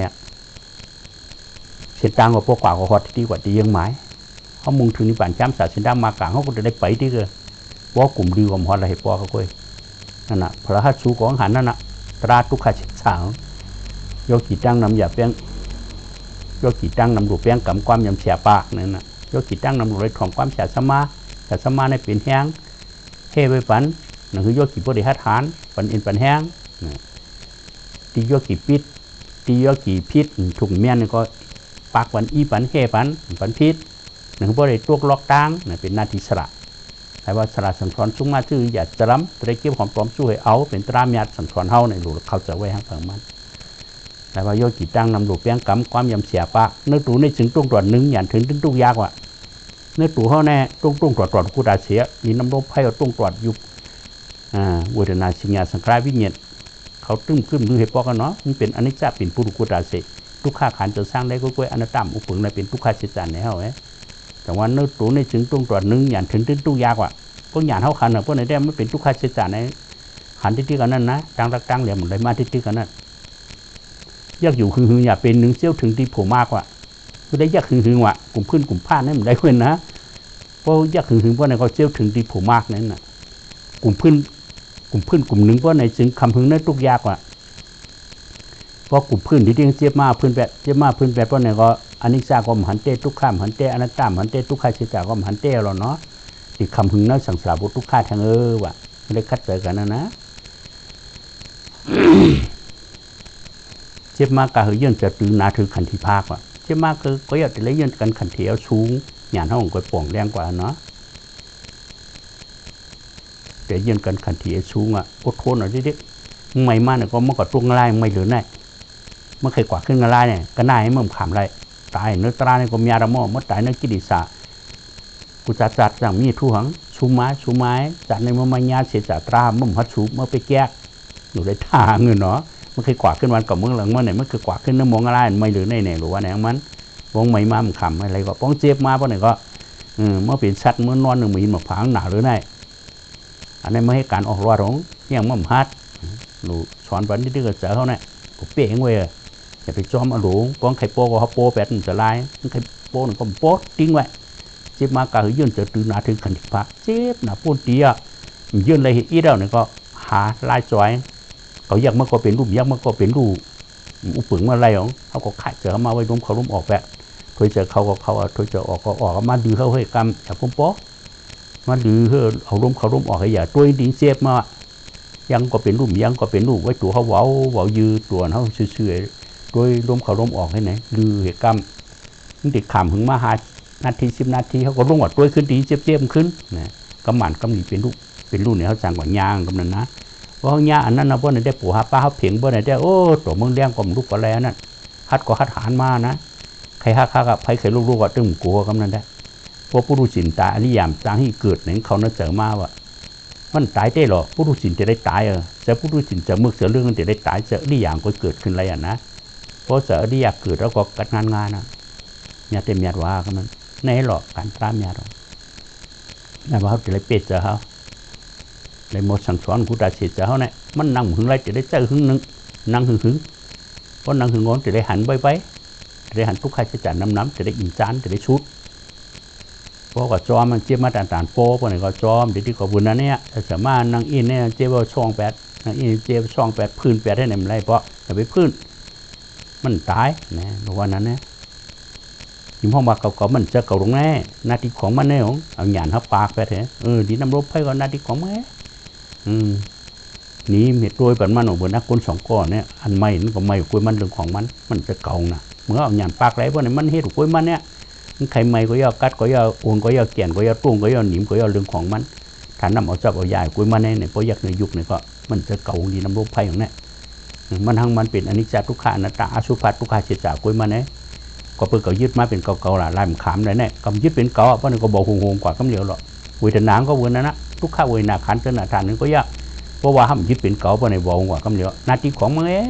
ห้ามเอาดีมดีปานกลางในนาทีเวทนาหน่ะมั่วลองทุกข้าเวทนาอันเมื่อข้าผมนี่ก็นาทีของมันจะเก่าทุกข้าเวทนาก็มันจะเก่าเป็นนาทีขนาด5 ปลายน่ะนาทีห้ามเอาเวทนาดีกองห้ามปานกลางกองห้ามมาปองในก็ดีก็ย่อเรื่องของมันเนี่ยมันจะเก่าเป็นรูปให้นั่นเนี่ยมาปอก็ดีมากเนี่ยก็เรื่องของมันเนี่ยยากกว่าอันดีเป็นรูปมาปอก็ปานกลางเขาก็ยากกว่าเป็นรูปนั่นแน่เนาะหันทุกข้าวหนังกว่าแจ๊บโตซาเขากำเหลียวนั่นพอหันทุกข้าวนำมาโตซาเขาโชว์ลงมากำเหลียวเพราะเป็นรูปชุด3ปอก็โตซาขาดแล้วนั่นหมายว่าทุกข้าวหนังกว่าแจ๊บโตซาชุกข้าวหนังอันดีไว้กว่าแจ๊บโลภะอันใครชิบแสมเปิงในชุกข้าอันดีนั่นกว่าแจ๊บมันขึ้นอุปิขาปานกลางน้ำกว่าแจ๊บโมหะตึมตันเป็นรูปเขาในโลภะโทสะโมหะนี่ก็แจ๊บขึ้นที่นั่นนัตตูงั้นนะเวทนา3 นิ้วก็แจ๊บโลภะโทสะโมหะนัตตูงั้นนั้นเพราะทุกข้าวเวทนาก็แจ๊บโทสะเพราะสุขข้าวเวทนาก็แจ๊บโลภะเพราะอุปิขาเวทนาก็แจ๊บโมหะทุกข้าวเวทนาเพราะห้ามยักเป็นรูปเพราะไหนเอาโทสะออกให้โปไปเหี่ยวละเพราะยักเพราะไหนเขาเป็ดโทสะกำเหนียวนั่นสุขข้าวเวทนาเพราะดีหนาเพราะห้ามยักไหนก็เอาเป็นตนาไปเหี่ยวละเอาเป็นนิพพานตู้เหี่ยวก็ทบตราก็ทางทบตราไปละเป็นตนาไปเหี่ยวอุปิเขาเวนาปานกลางก็เพราะห้ามยักเป็นรูปโมหะเขาเคยนอนไปเที่ยวกันนั่นน่ะเป็นรูปเขาจะได้หันคุติตีหรอดีไว้ก็เป็นรูปนี้ก็เป็นรูปปานกลางก็เป็นรูปอุปเผงได้มีตัวอนิจจทุกขาอนัตตาทุกขาเฉยๆลง หิมห้องว่าเก่ามันจะเก่าปุ๋ยถนำมันทั้งมันในเหตุการณ์มันลงสิ่งการต้องสังขารก็บนนั้นเนี่ยการประกันมันเอาเหตุเจอเนี่ยก็ใครเป็นจะทางเปลี่ยนมันจะเก่าหิมห้องว่าเก่ามันจะเก่ามันมีนาทีว่าคู่ของเปลี่ยนรูปเปลี่ยนรูปหลงเจอคู่มันหาเอาเนี่ยก็หาเอาก็เป็นรูปยี่เอาเนี่ยก็เป็นรูปมันหูอายเนี่ยก็เป็นรูปปีญาพม่าล่ะเนาะป้องหางนี้ไว้ก่อนเจอป้องหางให้มันเจอนี่เนี่ยมาเป็นโลภะโทสะโมหะหางนี้หางให้มันหุ้นเป็นปานกลางเป็นโมหะนี่เนี่ยแต่ว่าหางนี้ก็เป็นรูหางให้ก็เป็นรูอ่ะหางก็หางเนี่ยปีญาต่างนี่แหละหางนี้หางให้มาเพราะตราว่าหางก็หางเนี่ยหางนี้ก็เป็นรูหางให้ก็เป็นรูหางนี้เป็นรูเนี่ยก็เจ็บโลภะหางให้เป็นรูเนี่ยก็เจ็บโทสะดีก็หูให้ก็หูปานกลางก็เจ็บโมหะนี่ก็เจ็บโลภะโทสะโมหะเอาที่เหนือหางจะหางก็จะหันก็ที่หนึ่งจะยินก็วนนะเจ็บโลภะโทสะโมหะเพราะหำยักษ์เนี่ยก็เป็นโลภะโทสะโมหะเป็นกิเลสลูกบุกไหมครับเพราะยักษ์ก็เป็นสมาเสื้อผูกเป็นตราแปลว่าแต่คู่หนึ่งอายก็วนนั้นนะอายเมียนว่าอายหอมเป็นปิ้งยาต่างไว้อายก็คืออายอ่ะเพราะอายหอมบนในห้องว่าห้องยัดนะคุณผีนางผีมาถูกน้ำหอมน้ำพื้นน้ำมันในแทงเนี่ยเป็นโลภะเพราะวางเมียนเนี่ยเผ็ดมาหลอกกระเบื้องเป็นโทสะอายก็อายดีเว้ยนี่ก็เป็นรูปดีก็เป็นรูปนั่นน่ะเพราะว่าไอ้นี้เว้ยก็เจ็บโลภะไอ้นี้ก็เจ็บโทสะไอ้ปานกลางเจ็บโมหะให้หนึ่งขึ้นเนี่ยเป็นซื้อมาซื้อบุกของเขานะที่เหนืออายสางก็เบอร์นั้นนะ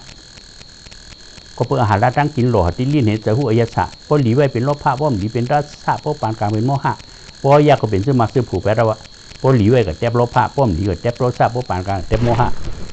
เจ็บกิเลสให้หนึ่งกุยนั่นนะแต่หูเหนือโดนหลีสร้างก็เบอร์นั้นแต่หุ่นแจ่มที่เต้นสร้างก็เบอร์นั้นนะมันทั้งมันกดเจ็บกุยมันแต่ว่าเขาอย่าผัดเป็นดูไว้ละอย่างคนใดอ่ะเนาะเพราะผัดเป็นลูกก็เป็นจะมาซื้อผูข้างเฮาดิ๊กนั่นนะก็จุกหนังงอนเป๊ะจะเฮาดิ๊กอดทนเห็นนักเพราะเขาไปเปรี้ยวหมองหมางคนในกำไรเนาะย่อกี่โมเมนต์ทำพุ่นเนี่ยกูเฮ็ดซอเซตทากเนี่ยพอตรามาทำกูตายเพราะในตรามกายตัวนั้นน่ะจะเช้าว่านั่นยังตรามมาเพราะในแค่ในจุ่มเนาะมันเจ็บมากก็ตรามาเฮ้ยตรามาเนี่ยเฮ้ยตายก็ตายเนื้อตราในเปรี้ยวหนาว่าหลงเป๊ะเจอหมกกันนั่นเนาะเขาตายในกิเลสสางนี่น่าจะบ่มกะเป็นคนตายในปทุกข้าตายไปดูร่างน้ำไม่เจ้าโผพอไม่พี่น้องสมมติจะขึ้นน่าจะบ่กะเคยตายเป็นกันเลยตายผัดกันเมื่อเขาเป็นชัดหนาหรือในก่อนตายเขาโชว์ปืนตัวใหญ่กินตัวเล็กตายในโชว์ปืนมามันกลายจะลายปานเนาะ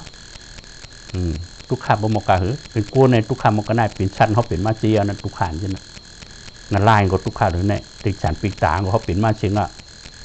กำในเขาหลุดแต่ช่อมเส้นดังเลี้ยเขาเด็กกูมันเหี้ยลองตายเนี่ยตายเนื้อตายทำยาที่ชุดรู้เขาเด็กกูเหี้ยผู้รู้จินถึงตายได้ที่อย่างก็เกิดเนี่ยเรียบปัญแห้งแต่เขาที่ดีกันนะอดทนนังยืดกันขันทีน้ำเขาจะได้หันตราตูทบน้ำอ่ะมันเจ็บมากก็ยืนจะตึงหนาถึงขันทีภาคนั่นน่ะเจ็บมากก็ยืนกันขันทีสูงที่มันได้ปุ่นว่าก็เป็นรูปปิ้งตัวหยาดอ่อนโหหินกูพงแต่งงาก็เป็นรูปในปิ้งสุ่มมาตั้งตัวก็ย่าพวกหยาดอ่อนโหขันจับเป็นรูปว่าในแดงแตกงาก็ก็เนี่ยมันเปลี่ยนกระไรลูกกันนั้นเปลี่ยนกระไรลูกกันนั้นกล้วยทั้งมันเนี่ยมันมีเก่านั่นเอาหยาดเขามีเก่าเข้าเหอะพวกนี้ก็มันเบาหงกว่าก็เหนียวดึงของมันเอาอะใครลูกใครฮักก็ย่าดึงของมันเนี่ยเพราะเขาเอาเก่านั่นออกมาแล้วในความหัวมันจะเก่าไงเขาเอาหยาดเขาเอาออกมาเป็นเก่าเป็นเหตุว่าในก็เบาหงมันทั้งมันเนี่ยใครตายใครลูกว่ามันกลัวยี่ด้วยก็คือเก่านั่นน่ะอันขามเลยนะว่าไม่มาเก่าไม่น่ะว่าเจ็บมากก็เจ็บน่ะพอมีเก่าเนี่ยก็ต่อสร้างก็มากยืนขนาดป้ามาเป็นเก่าโลภะก็มากใครโป๊ต่อสร้างจะทำใส่กับใครโป๊โมหะถึงแต่นอกใครโป๊ไปแล้วหมานางก็เขามาติ๊กถิ่มจิกิสามมาจอมกันโมรากิริสารที่นั่นเพราะเอาหยานมากการช่วยจับคนในมันเขามาอะไรหลดโลภะโทสะโมหะจากกว่ากิริสารที่นั่นเอาหยานเขาก็เฮ่เป็นโมเถียงเขาหันเป็นลูกกำเจ็บฐานก็ย่าอายาสังยิ้มเย็นเกิดขึ้นมาว่าอันนั้นหันตราตัวทั่วมาได้ว่าเฮียงก้นนั้นเป็นสเปียนในประเทศกาลนะเฮียงสเปียนน่ะอายาสังยิ้มเย็นเกิดว่าเมืองหันเป็นลูกมันลาดไรล่ะพวกหนุ่มมามันหนุ่มก็ลาดไรหรอกเมืองหูเก๋ๆนี่มันก็ไรกล้วยนั่นหันตัวทั่วกล้วยลองยิ้มเย็นหน่อยใช่ไหมมันหนุ่มก็สเปียนออกการดีใช่ไหมนั่นนะพอเราก็ย่าชูไรที่กันนะเพราะวางหันตัวทั่วมาหนุ่มมันหมูลาดก็ย่ามันชูไรมากกล้วยเนี่ยมันเป็ดเสือมากกล้วยเนี่ยการเป็ดเสือการจอมเติมจะเขาตายเกิดมาในเขาจอมเสือจอมหลังกิเลสกำในเขาถึงได้เป็ดเสือจะได้เอาหยาดมาเป็ดเสือเขาจะได้อยู่ในศีลสัมผัสปัญญาที่ตั้งมาตั้งหยาดในเป็ดเสือเขาสอนเสือเขาถึงไรถึงพ้นรักแหลมเขามาพึกเสือจากนั้นพึกปัญการในเมียมันง่ายหนาง่ายเดี๋ยวนี้ก็พระเป็นเจ้าหันนี่ อันประเดี๋ยวพึกปันการเจอในแมงอย่างไหนอยากหรือนี่ก็พระเป็นเจ้าหันว่าเจออันพึกการเหี้ยวซ่อนหัวปันในมีพ่อนี่เต้ว่าอันพึกการเหี้ยวเลยพึกซ่อนเสนในห้ามพ่นดีว่าเนาะมักเขาก็มือ10 วันเหี้ยวปล่อยไปได้มันเฮ็ดเพราะนั่นได้ห้ามพ่นดีขึ้นก็แต่ว่าพวกมักเขาพึกซ่อนหัวปันเพราะนั่นมีพ่อนี่เต้ว่าเนี่ยน่ะพระเป็นเจ้าว่าให้ถือเจอในอุ่นอ่อนมาให้มุงหันอวิชชาตนาตายครบทบนิพพานในชินาตตาเนี่ยเนาะหมายว่าเขาลูกเป้เจอเขานั้นเนาะที่เลยพอปัญตราในก็คือเป็นแห่งใจยกจีปสินเมจินเขาก็เลยหาทานในการชุมนุมเจ้าเขาเลยเลยหันเป็นรู้สุดในปานผู้มาชินาตตากันเพิ่นเนื้อปออาจารย์ในกลุ่มโคสึกนี้ได้